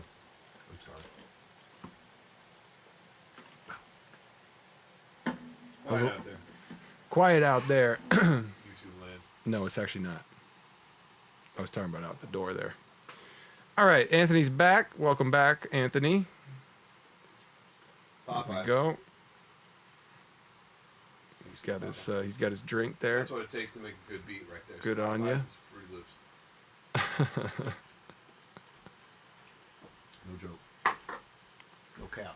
Okay. Kids say. Where were we, Cobi? We were just about to. You're about to tell us your most memorable story. My most memorable story. Can it be the Pussycat Dolls song that I didn't get on the record that they cut? And I got beat out by a song by Kwame. Kwame, who the fuck is that? Kwame was a legendary artist. He was like one of the pioneers of hip hop from New York. And I don't know. I know it sounds trivial, but this Pussycat Dolls album was huge when it came out, and it would have set my career in a different Would have set your career on fire? Yes, in a total different trajectory. It was before I met Kanye. Before I was kind of even an assistant, but the Pussycat Dolls had just got signed. I was there when Jimmy did the auditions for the girls, and Ron was producing the album, and I threw a song in, and out of like all these producers, they picked the song. Carrie Hilson, who's a legendary artist, she wrote to it, and Nicole Scherzinger cut it, and it just didn't make the album. Didn't make the album. Along with what? How many other songs do you feel like you've done that didn't make the album? Hundreds? Bro, not hundreds. Hundreds? But like I've had a couple, like the Diddy song we played earlier with Rick Ross. I've had that, and this Pussycat. I mean, I've had songs that how many songs do I have on Kid Cudi's Drive that he's rapped on? That I don't know. You've worked on pretty much all the Kid Cudi records, haven't you? Yes. All of them, right? Yes, all of them. And some of those are very... Except Indicud. That's the only one I didn't work on. Some of those are very interesting. Yes. Speeding Bullet to Heaven was one of my fucking favorites. Really? Which I think years go by, people will realize that is a fantastic fucking album. Really? You want another shot? No, sure. Now I'm going to have to go back and listen. Fucking Anthony Fantano gave it like a shit review. Oh, really? Oh, is he the internet's music nerd? Yeah. That guy? Yeah, that guy. I gave you a little one. Yeah, I remember he ripped Cudi apart on a lot of his records, as a matter of fact. He doesn't like Cudi. I think his Cudi's just pretty far out for him, maybe. I don't know. But why not? I mean, he's, I don't know. He gives Ice Spice positive reviews. Well, I guess that's all you need to know then, isn't it? I mean, I don't know. I like Fantano, but anyways, that record was really good. I mean, sonically it was really good. We had a great drummer. We had it was, I don't know. We did it at Henson Studios. Great drum room. Great sounds. We used a lot of boutique pedals. We got great tones. It's very dark. Yeah, you were doing all his guitar stuff, right? Yeah. Well, he On was the Cudi playing, record? but I was getting the tones. But you were getting the tones. But does he play guitar? Or was he just like making noise with it? Well, he played, but it was like we would do like 20-minute jam sessions. Because he was into like Nirvana, you were saying at the time, or something, right? He and then he wanted to go back and live the Nirvana shit or something. Yeah. But we did. We made these great records. It was like a 20-minute jam session, and we'd refine it down to a 3-minute song. And we used this, what was it? Marshall JCM 800. Marshall JCM 800 all fucking day, bro. All day long. All day long.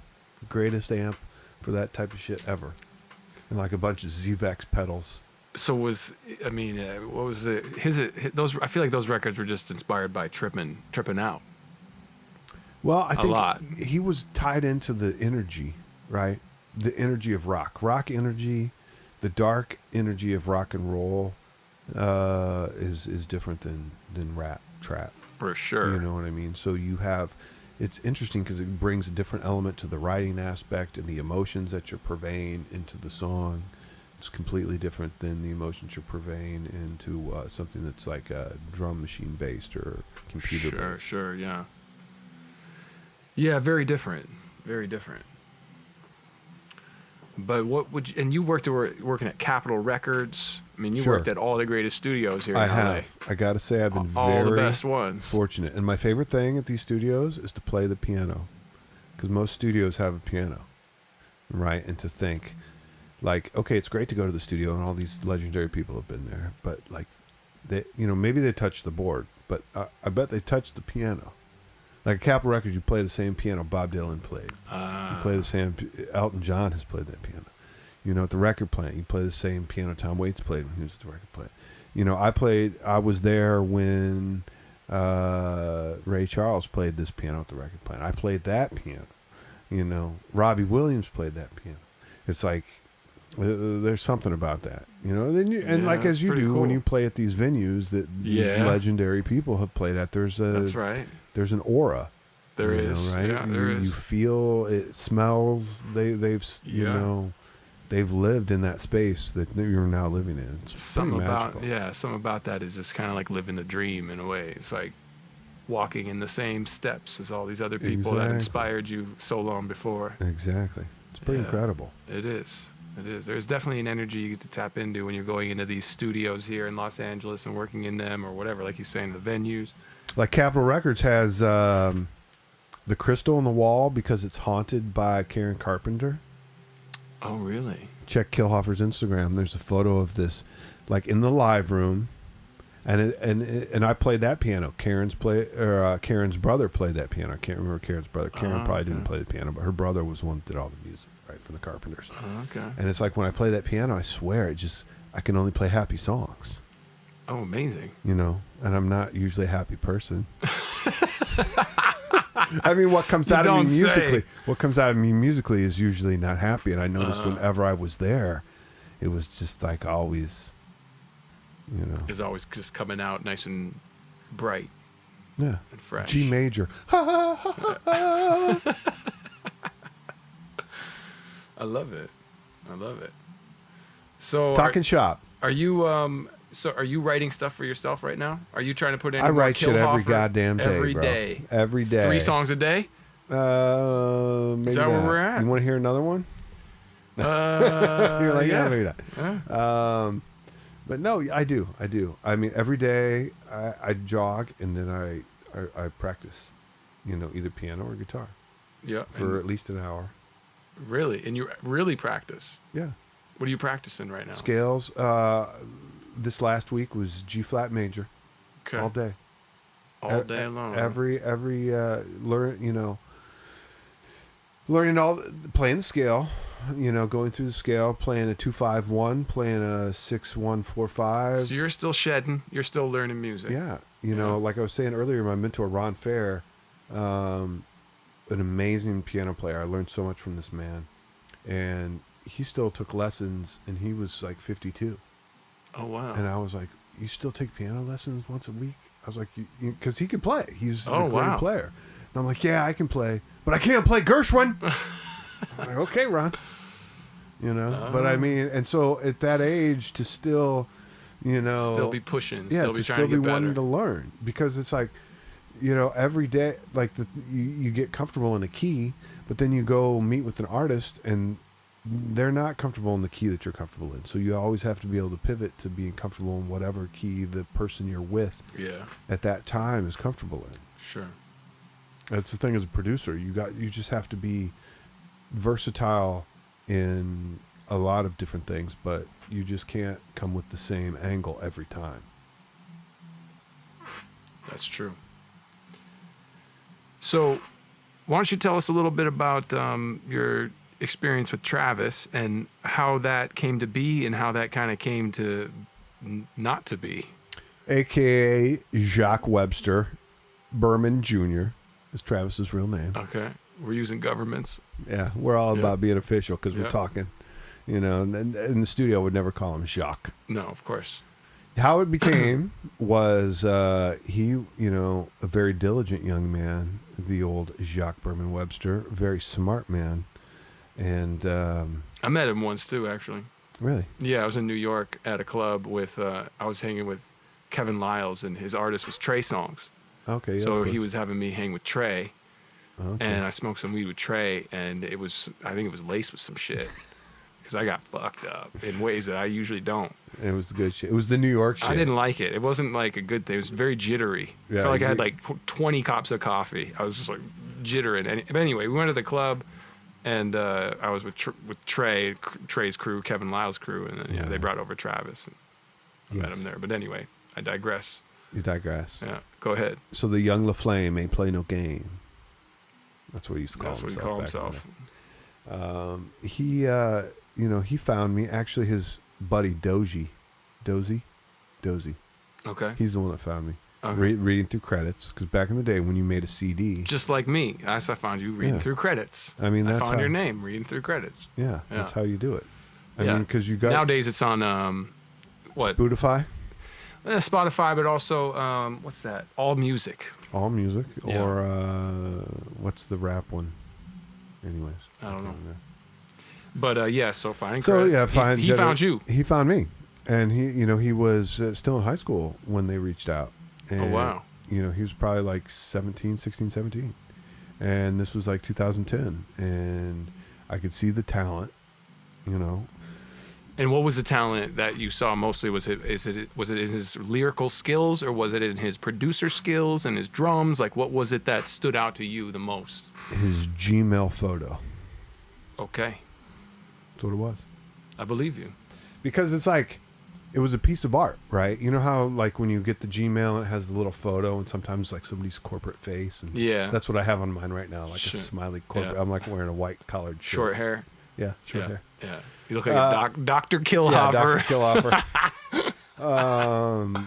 But it was like a picture of a burnt dollar with a yellow background, and the dollar had been turned yellow. I was like, yeah, this is kind of cool. Okay. And the music was not so great, but as we kept talking, it got better, right? He'd send me some ideas, and then a month later, he'd send me more ideas that he was producing, and it was getting better. And then the next couple of months, it started getting better, and then, Oh, so he sent you multiple things and followed up. Yes. So he wasn't just like one email. You weren't like, okay, come out here to L.A. Exactly. It was like, I'm sending you this little piece. Yeah. And then you're like, okay, that's like cool. we had an email relationship for 2 years before I ever met the man. See, this is something to learn, people. Yeah, and it's like people don't send me tons of music all the time because... and I suppose most people probably send one and give up. No, I wouldn't say that. But did you... Because people harass the shit out of me. Oh, okay. Because I've told these stories before about Travis always sending me music. But, of course. We were cordial. And I still, people send me music. I'll, like, sometimes I'll respond, and if I think it's good, and give them ideas. A lot of loop makers, because loop kids that make loops and send them to producers to put beats on them. And sometimes I'll respond back to them and be like, great sonics, but the chord progressions suck. Oh. Yeah. Just trying to help people. Yeah. Sure. So as this developed, as he was developing, the thing with artists is, I think, I noticed that he was incrementally increasing. He was incrementally becoming better. Yeah. By himself in Houston, Texas. And, I felt like you pour some gas on this kid and it's going to fucking... It's going to blow. Yeah. And, So then then you decided what? Well, then it was a weird circumstance of things, right? Okay, so yeah. He's got a very interesting story, Travis, right? His best friend in high school, his brother became an LA Dodger. Okay. This man named Tony Loney. Shout out Tony Loney is the reason Travis Scott is who Travis Scott is. Wow. So Tony Loney's brother, God, I can't remember his name, but he became an LA Dodger, right? Okay. So now Tony and Travis had a place to live in LA. So they drop out of college and move to LA. Okay. And so I'm like, man, you come to LA anytime, call me, bro. We'll get in the studio. We'll get down. Oh, nice. And so he's like, man, I fucking moved to LA. And him and Loney pull up and we go to the studio and we start and then like really creating and then really, making this bond with the What music. studio did you guys go to at that time? Or like, man, we were at you weren't bringing them in the fold yet with the crew. No, you were doing your own thing. We were with them. downtown in some shithole basement studio. Okay. This man, Will, who just was murdered by this homeless woman in Santa Monica earlier this year. Oh, Jesus. He was shot. He was sitting in his car on Ocean Avenue in Santa Monica and was shot by a homeless person. I know, it's completely insane. But That's it was insane. Will's studio. Will found him online and was like, come to the studio. And Travis invited me, and Will gave us his studio for free. And we did a couple sessions there. And then Mike Karen jumped out of the fucking woodwork, who's this huge executive at Atlantic. And then he wanted to sign Travis. And that's because I knew Mike previously. I've known Mike since the times at the Record Plant. Mike Karen signed T.I. He's a legendary record executive in LA. And as soon as I saw that Mike was onto him, I was like, fuck, bro, this shit is for real. So now you were like, okay, now I better double double down. Yeah, I better.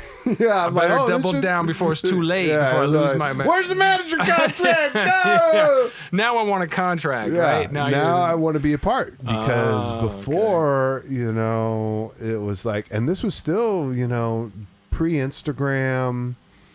Sure. This is pre his. He had this video on. So what? 2012, 2010. I mean, because Instagram was starting to pop. 2010. No, but it wasn't big for artists it wasn't yet. 2000. It was not 2010 because my daughter was born in 2010 and it didn't exist.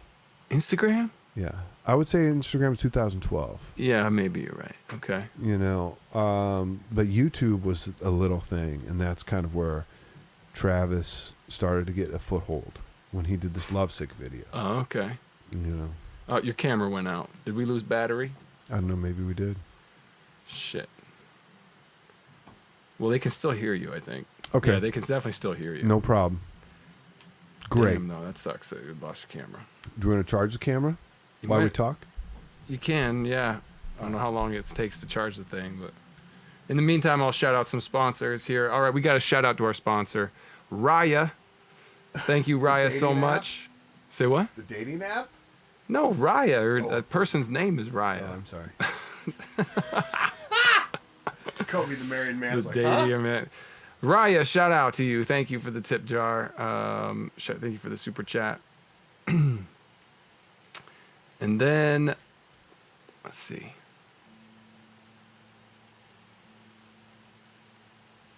And that's it. That's our shout out for the moment. Shout out from one. Thank you, Raya. We appreciate it. Well, I can point this camera at you. That doesn't matter. I can go cameraless. Whatever you think, Cobi. for now. Why don't you finish your story? What, the Travis story? So Yeah, keep going. So yeah, I mean, what? So Tony, he moved out here with Tony Loney. James Loney was the man's name. Who was Nah, the, shit was about to pop, and you were like, "It's time for the contract, it's time for the motherfucker. contract, yeah. It's time to sign." Yes. And what he say? Was he like, "Okay," or was he like, No, "Nah, no, I don't think He I was want to fucking sign with blocking you me now." forever. He's Fucking cock blocking you, huh? Oh my God. Now he wasn't really that much, but his attorney, Lori Soriano, King Holmes Paterno, we talking some LA shit right now. Yeah. She was not wanting anything to do with it, and she's like, "Man, you ain't a manager, you were an engineer." Okay. Fucking, this lady just. So she started giving you the business. Yeah, well, that's how it is when that's how it works in Hollywood. Deflect. Sure. So what then? I mean, So we got the agreement signed and we did a couple years together, and I just couldn't fucking handle it, man. I hated managing. I hated the problems. There was always problems. So you did get it together. You did sign a deal with him. Yeah, I did. I signed a deal. You were his manager. I was his manager for like 3 years. 3 years on paper and 1 year previous to the agreement. And, that's the time that, I introduced him to Kanye, and we did the songs on Cruel Summer, and I produced with him the Alfaro project. I produced most of the songs, at least half of the songs on the Alfaro project. Yeah, and I got him his agent at CAA. And you brought him into the whole Kanye camp, right? Yeah, You brought him in the fold, Exactly. and you check this kid out. Yeah. And then they were all fucking with him. First off, they weren't. They weren't. No ID was like, nah, I don't fuck with this kid. What was he bringing to Kanye's camp at that time? Was he bringing something like some special ingredient, or was it lyrics? Was it drums? Was it just youth. beats? It's just youth. It's youth, bro. Just youth energy, youth energy. perspective. That's the same way when I was talking earlier about how Diddy had him around, and I think that's a thing. That's why I did the session the other day with a young artist, Djibouti, right? And Djibouti was like, "Man, it's crazy that you're working with me. You've done all these legendary things, but why would you work with me?" He's like this kid that DJ is popping on SoundCloud. And I'm like, why would I not want to work with you? Because you're tapped in to what is, exactly happening right now. You just graduated NYU. You live in New York. You DJ in Berlin. It's like, exactly in 2024 what the fuck cool is. Oh, shout out Djibouti. Should we play the song I did with Djibouti? Sure. That's the one I sent you. I don't know if anybody knows who Djibouti is. I don't know who Djibouti is. Should I? Is he big? Should, yeah. Is he big? Is he small? He's kind of small, but he's fucking. His ear for All right, let's hear it. ear for talent is exceptional. Let's hear it. Okay, here we go. Where do I gotta go? It's the Flow Rider mix that I sent that's you. it? Yeah, that's a collab with Djibouti. Okay. All right, I guess we're gonna play it. All right, prepare for the YouTube strike. Song of the summer, ladies and gentlemen. Send it to Mike Karen already. Try and make this happen. Flow, approve this. T-Pain! T-Pain on the hook! Come on! Bird! Hey!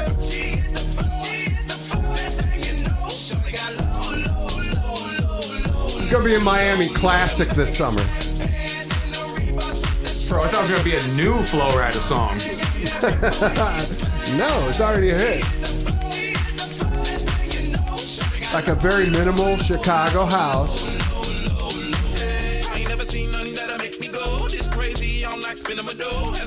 Exclusive! We global.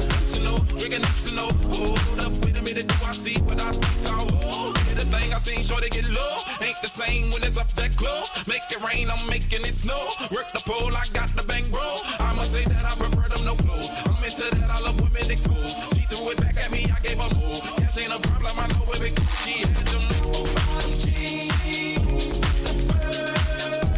The whole club was looking at her. She hit the best thing you know. All right, exclusive, everybody. Yes, sir. All right. I mean, you'll hear this at Tomorrowland, bro. This year. This is Tomorrowland. going to be played at Tomorrowland. That is it. Okay, so, and you were involved in that? I made that. Me and Djibouti. You and Djibouti made the remix. Last week, me and Djibouti made this. Last week, We okay. sent it over to Flo's people And they loved it. A&Rs love it. Mike's team loves it. Shout out Sam. Shout out Mateo. They trying to get it through. Okay. Because I don't know, because you're not living in this world. But last year, Tamara says, Anthony knows how to hype a song. fucking right. He should know by this point. But I'm saying though, so Oh, Allison, I missed your super chat. Yeah, keep going. no, because you don't live in this world necessarily, Cobi. No, I don't. I'm not in the hip hop world, everybody. Well, I'm not. this is the dance world. Last year, the big thing was like remixes of. They did a Khalees House remix of All the Boys in the Yard, right? They did a Mercy remix. So like at Tomorrowland, at these festivals, with thousands of people, the Americans don't know what the fuck these things are, the majority. But in the dance world, this is a very big thing to take like Fisher took like a 90s R&B song, flipped it, made it a house song, smash hit. Oh. There's an Emily song.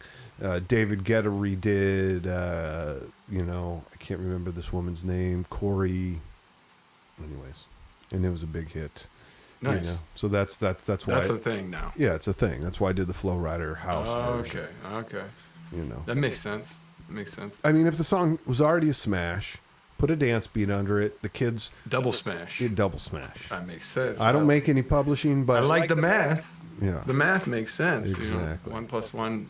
1 × 1 = 2 if you're Terrence Howard. Yeah. All Or right, 3. Quick I thought shout it out. equaled 3.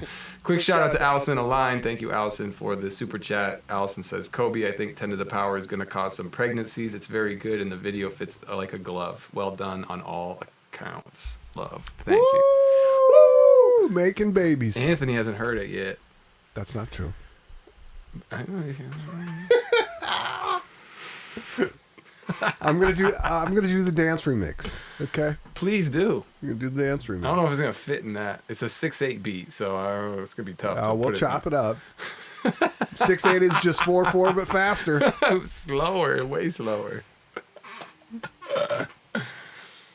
Okay, so I didn't go to Berkeley, so I don't even know what 6/8 means. no, okay, it's six beats, 6/8 notes per measure. That's what it means. Oh, okay, so it's faster. It's slower. Well, if you're counting it 4/4, 4/4 it's slower because the 2 and 4 is on beat 3 and 6. Well, it depends how you're counting. Or I'm sorry, 4 and 1. 1, 2, 4, 5, 6. 1, 2, 3, 4, Or it could be 5, double 6. time. 1, 2, 2, 3. 4, 5, 6. 1, 1, okay. 2, All right. 3. This is the 4. 4. That's the 4 count. 1, 2, Okay. 3, 4.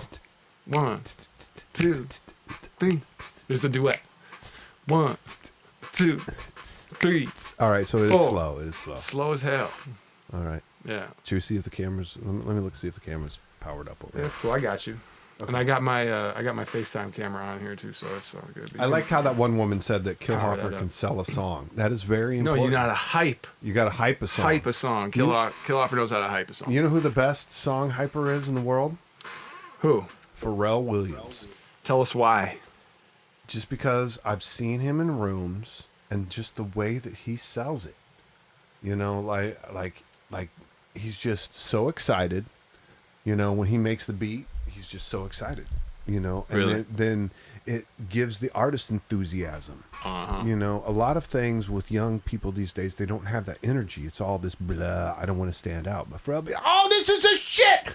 You know, DJ Khaled's the same way. Look, DJ Khaled's made a whole career of doing nothing but hyping people. That's all he does. He couldn't find middle C on a fucking piano if he had a gun to his head.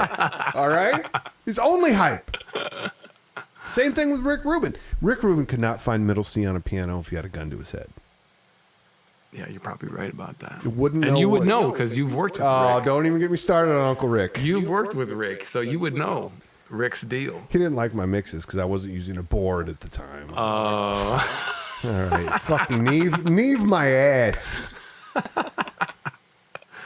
What the fuck does Rick Rubin know? Not much, really. He knows how to talk.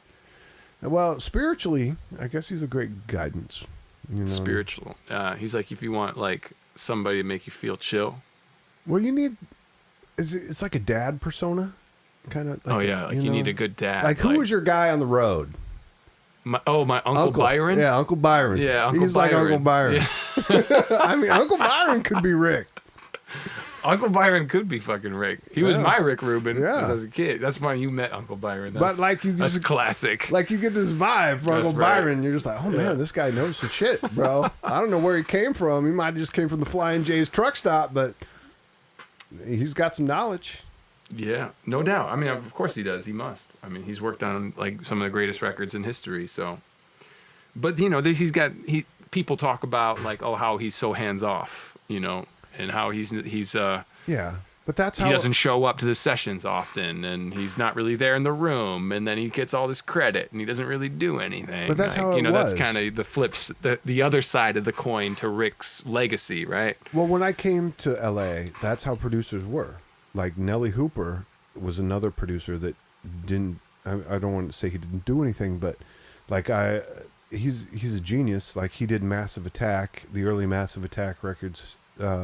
He did the No Doubt Rocksteady record that I worked on, but he didn't play anything. He was all about vibe. Like, and I didn't understand this. I was only in LA maybe a year before I met Nelly Hooper, and we're doing this No Doubt record. All he did he'd bring in fashion magazines and alcohol. Oh yeah. And like set them around the room and like curate the room for the band and like run them through the songs and say, okay, that's great. You know, try it again.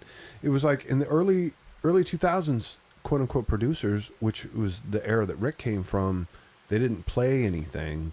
They were just kind of the vibe orchestrator of the room. So it's different, you know, like Rob Cavala's, you know, existed in the same realm as Rob or as Rick, who might even be more successful numbers wise than Rick, but just didn't have the social persona. Sure. And there were a lot I mean, that's everything for everybody. Yeah, there's like a lot of people like you can that. be a shit talent, but if you have a great social persona, then like everybody thinks you're fucking great. But they still delivered great projects, you know, at the end of the day. It was different before. Like, people would listen to an older person. You know what I mean? Sure. So, like, the 20-somethings... The youth looked up to the older generation. I don't know if they would say looked up, but they would... They would listen. They would listen. They would at least listen. Yeah. That's what you're saying. Like, so back in the early 2000s, the 20-year-old artist would get a record deal, and they would be signed to 30, 40-something-year-old producer, kind of like to run the romper room of the studio. And then, the daddy. Yeah, like the dad. Be like, you know, like this is a good story. Like play nice, children. Don't get hurt. Don't smoke crack in the studio. No smoking crack. Like this is a great story. When I was working with the Black Eyed Peas, we were halfway through the Elephant record, and it was pretty hands off. And Ron Fair, the executive, came in and surprised us one day on a Friday, and we were having a good time. And he busts in the room. He's like, "Why the fuck are you drinking? And who gave Fergie pizza?" You know, it's like he just came by to like just, you know, listen to our mixes and tell us it wasn't good enough and stop fucking drinking and stop ordering pizza. Stop fucking around. You're about to run out of a budget. We need a goddamn single called Justin Timberlake. Great. So it's a different era now. Now kids ain't going to listen to nobody. No news. You don't think so? No, I don't. I think if they had the right person in the room, I think the kids would listen. I don't. Why not? It's like, listen, Juice WRLD. You're working with a lot of kids. Yeah. Basically now still, right? I mean, it's a youth culture gain.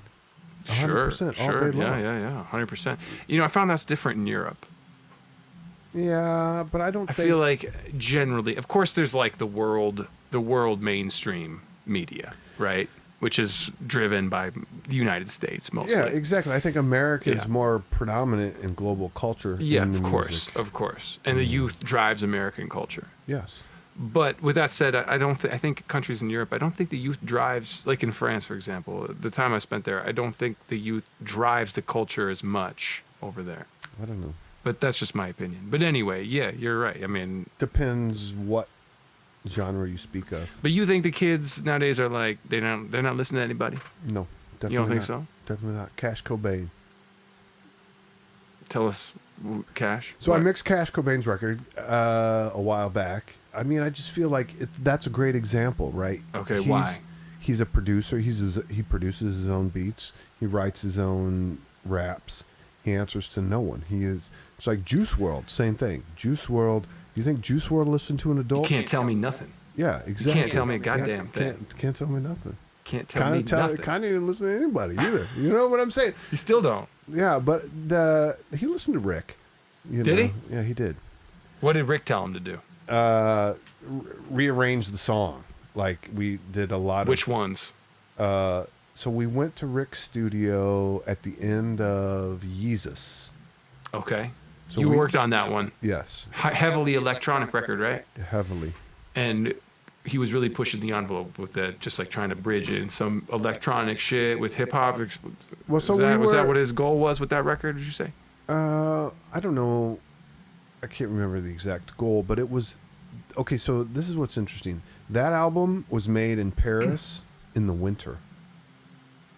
Okay. And you were there. Yeah, I was. As a matter of Paris fact, in the I was. winter, by the way, I've been there. It's shit. Yes, it is shit. It's cold fucking as shit fuck. in the winter. It's like being in Wisconsin in the winter. Yeah, you Like you it's might as not well be. glamorous. It's not Nah. glamorous. It's snowy. Nah, It's Paris in the fucking winter cold. is like, get me out of here. I want to go back to California. I just want to go back to the States. So just if you get me think- back to the States. If you think about that, think of how hard and electronic and the energy of that album is very winter.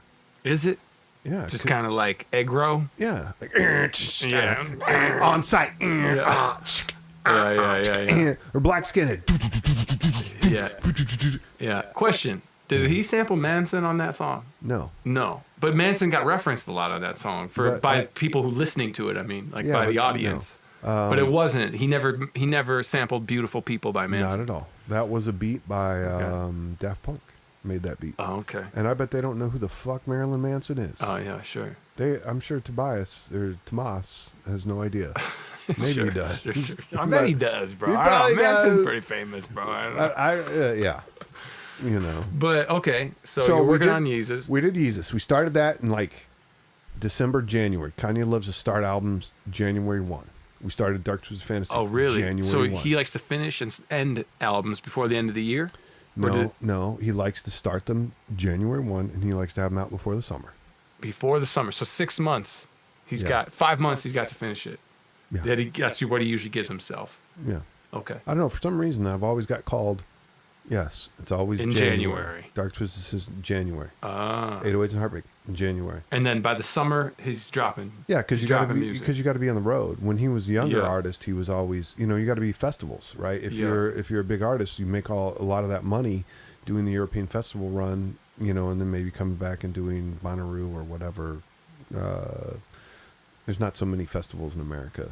Well, there are more now, but in the early 2000s, they were all like Roskilde, all the English festivals, Norwegian festivals. Anyways. I see. So we did 9 months. I don't know, 9 months. January to like May So 5 months. 5 months in France. And we came back and we went to Shangri-La Why France? because he was doing his fashion business. Oh, it makes sense. Yeah, because he was pushing that hard. Yeah, so we were Yeah. there's always multiple things going on. That makes sense. You Yeah. got the fashion people in one room, you got the music people in the other room, Yeah, it makes sense. It makes sense. and he had to be there to, do that business. Okay. And then, then we flew back to America, and then we went out to Shangri-La in Malibu and hung out with Rick. And Oh, and what did Rick tell him about that record that he listened to? You think I mean, I wasn't in the room. just arrangements? Yes, that's what we spent most of the time on: arrangements and mixing. Interesting. We did like tons of variations on the arrangements. To my point, I mean, it made me very aggravated because I Oh, was really? like, "Listen, we've already reproduced the song." Oh God, that's the other thing about Kanye. But you probably reproducing material a lot. Yeah, right? so it's been, what is it, 5 months? living with these songs, making different versions of these songs. Now we're gonna have somebody else come up with these bright ideas to re-edit the song. Oh God, yeah, that must be rough, man. But then Kanye's going like he wants to do it, and he's going with it. And Well, you have to. Ye was very interested in whoever he brings on, lets them run that idea, whatever their idea is, run it to the end. all the way to the end. Oh, he lets them take that much leeway. Yes, because you always got the old version. Of course. So we can always go back. We can always go back. Okay. But let's see where this So guy- he lets people take it all the way to completion. All these other producers that come in, Ben Brothman, anybody that comes in, anybody he flies in, Gustaffelstein, all these different, all the people that come in to contribute, he lets them. He never stifles their creativity. He lets, Wow, that's cool. I dig that. He lets it go to the end, and he never criticizes. And then we'll sit with that. And he'll play it for other people, like a little test thing with guests that come over and think about it and talk about it and see how it feels to him. And then if he likes it, he'll keep it, or he'll go revert back to the previous version. I see. And that's always the process. Just always. Yeah, it's always been the process. Like during the Dark Twisted Fantasy, RZA came out, and then RZA changed the direction. Shout out Wu-Tang Clan. RZA's a goddamn genius. One of the most gracious, intelligent men I've ever met on the planet. And, he just took it down a path, and it really kind of set the precedent of what Dark Twisted Fantasy was. Man, that's a fucking great record, bro. That's Thank such you. an amazing record, But bro. it's interesting. You're so lucky you got to be a part of that record. It's a agree. legendary record in hip hop and just in music in general. It's one of my favorite records probably of all time. Well, I think it was interesting time and place for that because it was at the end of the boom bap era, right? And I think that was 10 years into his career, and he had time to refine. For his the skill listeners, levels. explain what the boom bap era is. Okay, so there was a man named Soulja Boy. Came from Houston, Texas, and his buddy A-Rab. Okay, they changed the goddamn game of music. People don't really understand. Why don't you let them know? Soulja Boy, tell 'em. Tell the people. All right, can we play Superman? No, I didn't get no more copyright claims. No, okay, all right. Anyways, there was this kid from Houston, It's going to fuck up my show. Soulja Boy. And this was like 2000, blah, blah, blah, blah, whenever graduation came out. Right. Okay. So this is the height. 2002 or something? No, 2008. Oh, okay, 2000, way later than that. Yeah, 2007. 50 Cent in the club was popping. All these things was popping. Everyone's wearing a jersey. Everyone's doing. So anyways, what boom bap is a 2/4 snare. Boom. Yep. Okay, so Soulja Boy comes out making trap music. Okay, so boom bap, usually the tempo of a boom bap beat is between 88 and 97. Snare on the 2 and the 4. Okay. Soulja Boy comes out using this new thing called Fruity Loops. The tempo of Fruity Loops, everybody. the tempo is now 130 and the snare is on the 3. Like reggae music. Oh. So it's at 130. So it's halftime. 130 halftime, double time kick. Yes. That's why the 808s are making the boom, boom, boom, boom, boom, boom. All right? The snares on the 3 like a reggae song, but people are rapping at either 60 BPMs because it's 130 or at 70 BPMs, which is 140. So they're rapping at halftime. So that changed. So that's like 2010, 2007. Changed the whole spectrum of the music business, at least in the rap world. So that's what boom bap The is. sound. So boom bap Change the sound of the drums completely in the hip hop. and the timing And the timing. and the tempo. And the tempo. So from a 2/4 beat, which is boom bap, which would be like Mos Def, Talib Kweli, yeah. Tribe Called Quest, all those things that were made in the 90s. Yep. Okay, so then Soldier comes in, and then that's the whole Atlanta sound, Future. And now we're throwing in the halftime grooves. Or that's why the trap hi-hats are faster. We're getting out of 90 BPM territory and going Exactly. into the 130, 130, 140. 140, and the trap hats are at 140. Yeah, okay. That's how you get all those crazy 16th notes. Yep. And that started 2008-ish, trap. Yeah, 2008. Trap 9. Soldier Boy.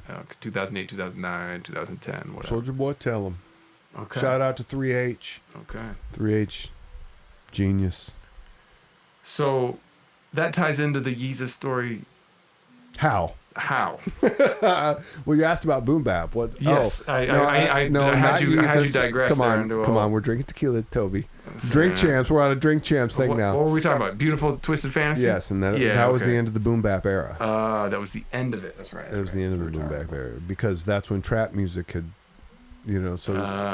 started to take over. Right. Okay. Pluto. You know Pluto? Yeah. Who made Pluto? Don't know. Future. Okay. Okay, so that was like the real thing that changed the music business, or in the trap world. In Pluto. the trap world. Oh, And- that tune, that song, The album. the album. Okay. Yeah. Because that was, Soulja Boy did it initially, and then and there was other artists that did it, but Future really refined it with Tony Montana and other songs on the Pluto album. Like that was a big, huge reference to Travis Scott. Oh wow. Like he took all of his swag from the Pluto album. Oh no shit. Yeah. Okay. So that's where a lot of his production stuff came from. All of his ideas. All of his ideas. Like he was a miniature Kanye previously, right? And he was in the Kanye world, and he was a big Kanye fan. But even Drake, he changed his style. Like if you look back at the first Drake single, thinking that I ever was, thought it was, and never was. Okay, so that was a 2/4 boom bap beat. But then, so that was 09, 08, 09 was the first Drake single. Wow. And then after Pluto came out, Take Care came out. And then that was a more of a Boy Wonder trap sound. Okay, and that just changed the game. I think he was more following the game. Following the game. Like I think Drake is very he's an actor that is acting like a Soulja Boy changed the game though. Yes. Around that time. He was the first YouTube rapper. Soulja was the first YouTube rapper. Like the first artist that ever came up on you. This was before Justin Bieber. Oh, no kidding. No kidding. Oh wow. Definitely. Wow. So 808 Beautiful Dark Twisted Fantasy was in alignment with that new Yes. change. Yes. In tempo, in drums and everything. No, it wasn't. It stuck to the old standard of boom bap. Twisted Fantasy did. Yes. It stuck to it. Yes. With tracks like Monster, Yeah. more in that like 90-ish BPM. Yes.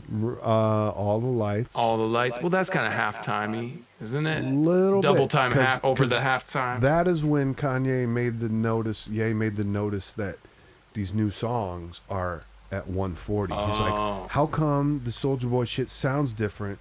Okay. And we couldn't speed up these 2/4 beats to 130, right? Oh. Because it sounds too fast. Because the way snares too fast. Yeah. Yeah. Ah, wow. Interesting. It's very deep. It is deep. You guys made one of the greatest records. So what was that? You guys were up all night in the studio in Hawaii. Correct. We had two engineers. People coming in and out.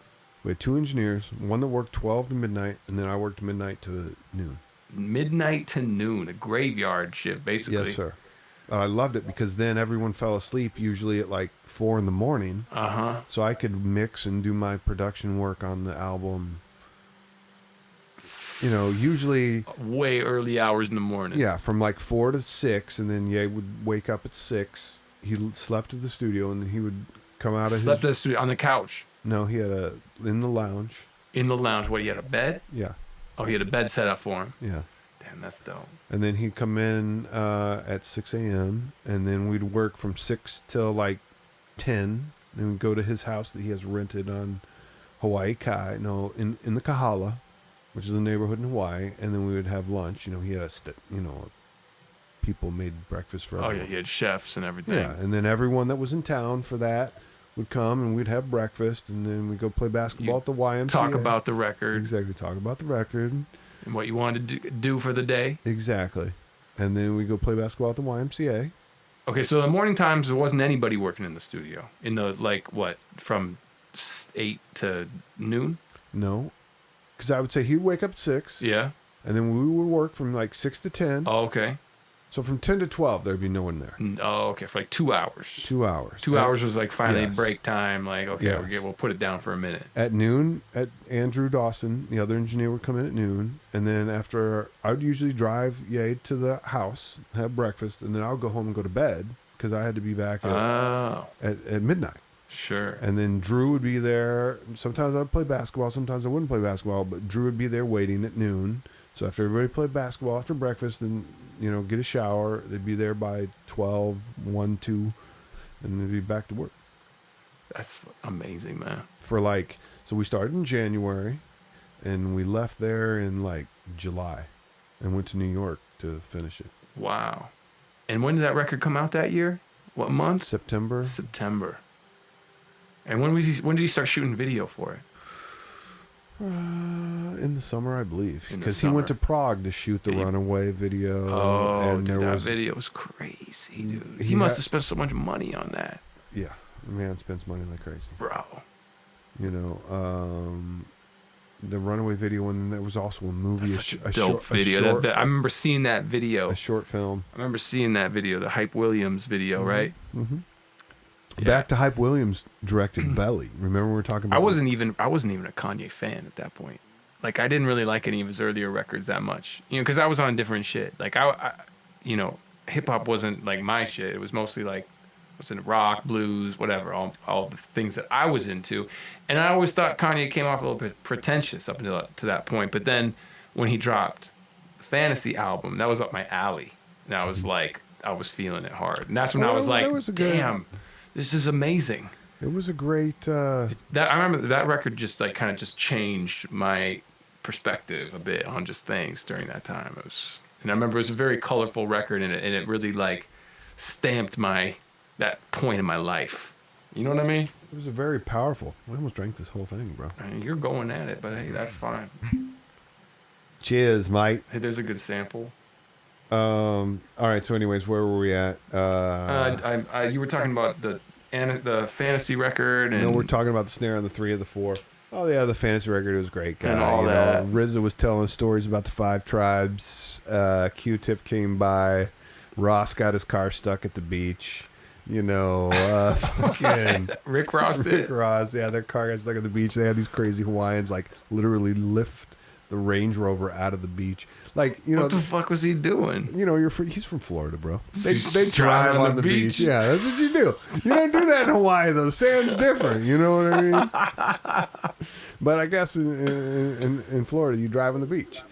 I mean, man, it was just a magical experience, honestly. I bet it was. It must have been. One night these guys came in a boat because we were in a bay in Hawaii Kai, and they came, and me and Jeff Basker took this boat ride with these random people and this dog on the boat. It was Jeff Basker is an amazing keyboard player, producer, right? Who was working on all the Kanye stuff. Another producer. Visionary. Visionary. I remember you were mentioning about bringing him in on my record at the time, and I was like, that would be so dope. But then it just... And he was just too busy with Bruno he's too Mars. busy That was with- right yeah, before he he was did busy with Bruno Mars. You should have caught him then, because it's too late now.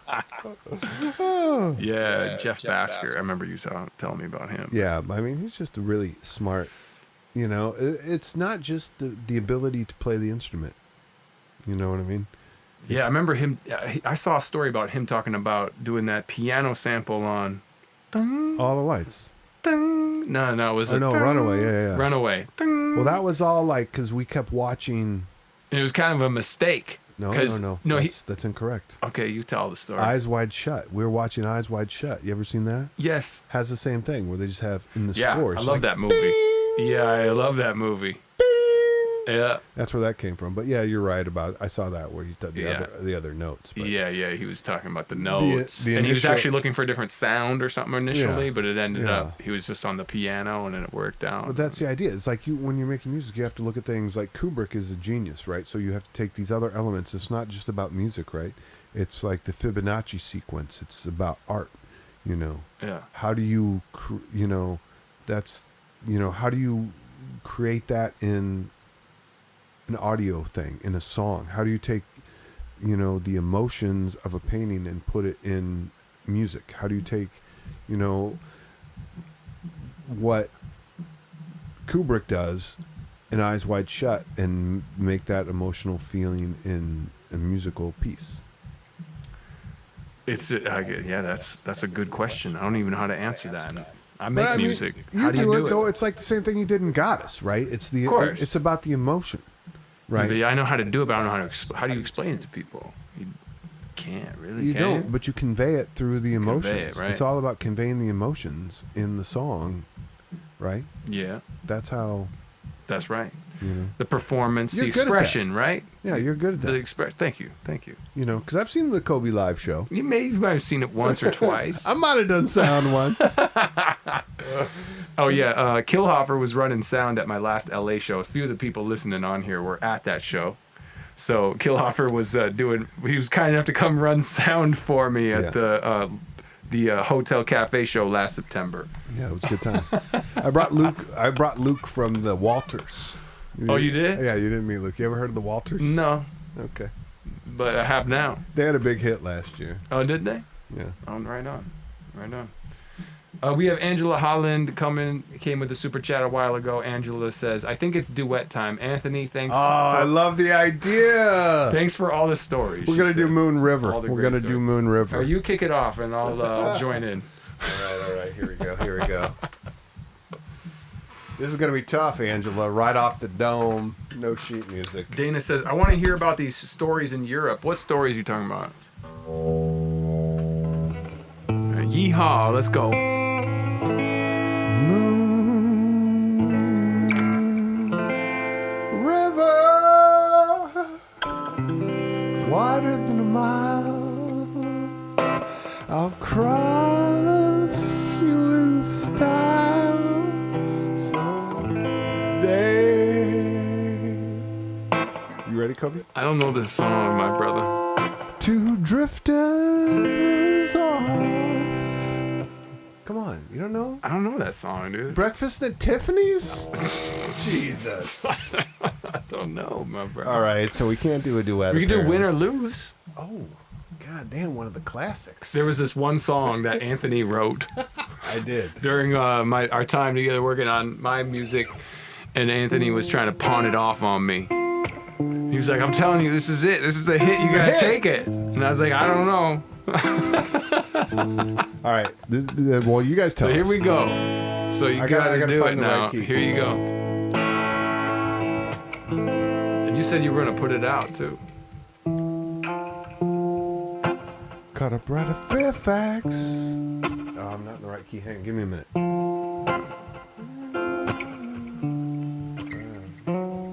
Oh, see. Said again, cast spells written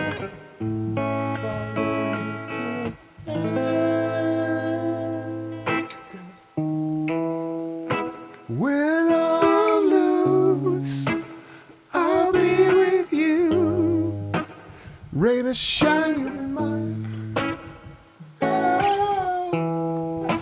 When I lose, I'll be with you.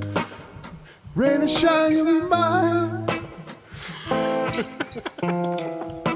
Caught up right at Fairfax, waiting for the call back. Should've known before you set out. Life is like a movie, just write another ending. Let's get lost tonight. Say everything you said again. Cast your spell, baby, play pretend. I follow you till the end. 'Cause win or lose, I'll be with you. Rain or shine, you'll be mine. Win or lose, I'll be with you. Rain or shine, you'll be mine. Win or lose, I'll be with you. Rain or shine, you'll be mine.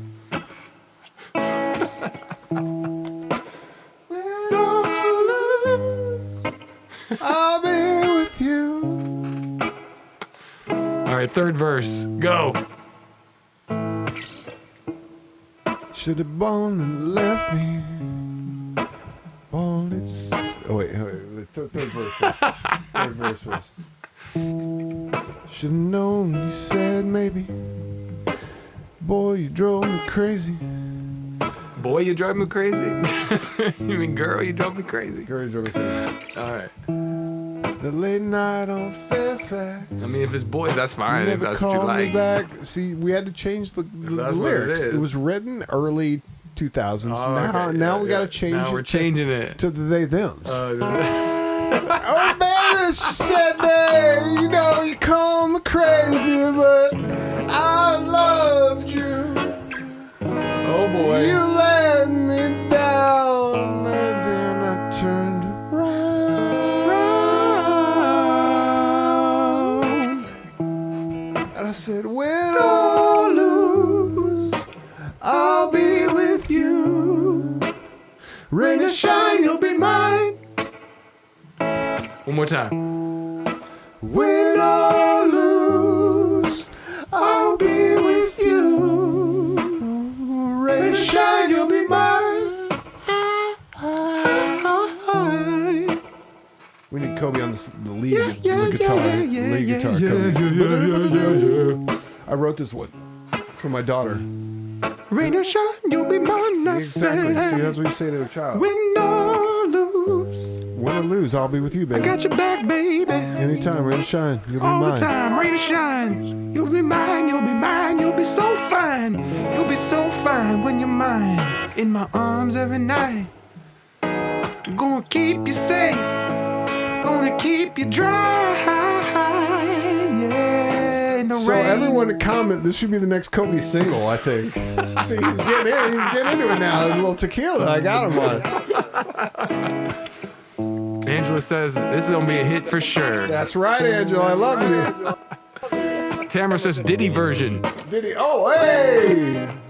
My man Pierre Hall. I take that. Win or lose, lose, lose. I'll be with you. I'll be with you, baby. Rain or shine, you'll be mine every day, every night. Here we go all night. All right. Win or lose. Rain or shine, you'll be mine. I see you, Brooklyn. Brooklyn, Minneapolis, Peoria, Illinois, Chicago, D.C., Los Angeles, Indianapolis. Boston, Massachusetts. I'll be with you. Kansas City, Detroit. Dallas, Oregon, Eugene, Columbus, Miami. New York. There you go. There's a duet There for it you, is. folks. There it is. Well, we had 2 hours, 55 minutes of pure joy. I've really enjoyed myself. Pure joy here. Got to play a little music. You guys are the greatest audience ever. Thank you guys for tuning in with Kilhoffer and myself. We've had a great time Told little stories. talking up some shit. Gonna smoke one more vape while we're on the show. Oh yeah, I'll probably smoke a bowl when we're done. You guys are great. Thank you, everybody. Have a great weekend. Go to church on Sunday. Love your neighbor. All right, love you all. Y'all take care now. You hear? Shout out to all the sponsors. Thank you guys so much for the super chats. Yes, thank you for the super chat. Thank you for I get my cut, right? The Venmo. No, I ain't giving you no cut. No, we'll talk about it. Kobe's got 2 kids. I want 50%. I want 50% of your next song. All right. Well, win or lose, you can have 50%. Right? I get the publishing and the master. Tell him on the super chat, people. Tell Kobe he needs to record win or lose. All right, we'll please. see. I'm gonna be hearing about Yeah, that you now. say, yeah. I hope Great. so. I hope you'll be hearing about this. Great. Because that woman earlier said, "I know how to sell a song. I San know how to Diego. hype a song."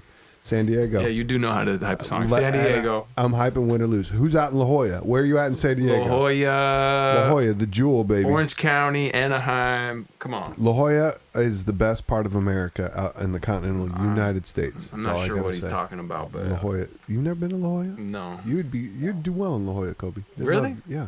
We gotta get you a gig in La Jolla. You want to be my manager, bro? Sure. Let's do it. All right. All right, we're gonna sign the contract. I'm serious. You'll do good It's in La gonna be Jolla. artist-friendly contract. You'll do good in La Jolla. All right. All right, and then you can keep having dreams about me in sessions with Kanye, and then Yeah, kicking me out. maybe one day I'll actually get in the room with him. It wouldn't surprise me. It's in the cards. We're only 1 degree of separation. I know. I'll call you next time he calls me. No, all right, that's what I'd like He to hates hear. guitar though. You can't. You can sing. He'd appreciate your voice. Oh, okay. You just can't play guitar. All right, no guitar. No guitar. There's no guitars. Yeah, I remember you telling me about one time he was like, get these fucking guitars out of here. During Dark Twisted Fantasy. Yeah, I'd with play- Hudson, right? Yeah, Because Hudson had a guitar Yeah. there. Because Hudson is a songwriter, y'all. Yeah, he's a stone cold songwriter. Yeah, chords. And he's got his acoustic. He plays piano, Yeah. but he had a guitar there, and Kanye was not having it. No, he's like, no. It was actually a sign. He's like, this is hip hop. Get that fucking Yeah, get the guitar fucking out of here. guitar out of here. We don't fucking use Don't guitar. fuck around. So yeah. So Don't anyway, waste my brain space with goddamn guitar. Kanye's not gonna fuck with my guitar, y'all. But It's Ye, by the way. You said Kanye. a million oh, I bet I times. can't call him that. Yeah, I wanted to correct you. I but grew up didn't. with him that way, so I can't help Well, it. you Yeah. gotta change. Well, if I'm in the room with him, I'll take your advice. Don't outshine the master. Exactly. And I will call him one. by whatever fucking name he wants to be called. Rule number 1 of the laws of power. Rule number 1. All right. All right, y'all. Thanks so much for being such a great audience. Yes, We thank love you. y'all. And Have a great weekend. see you next time. Praise Jesus.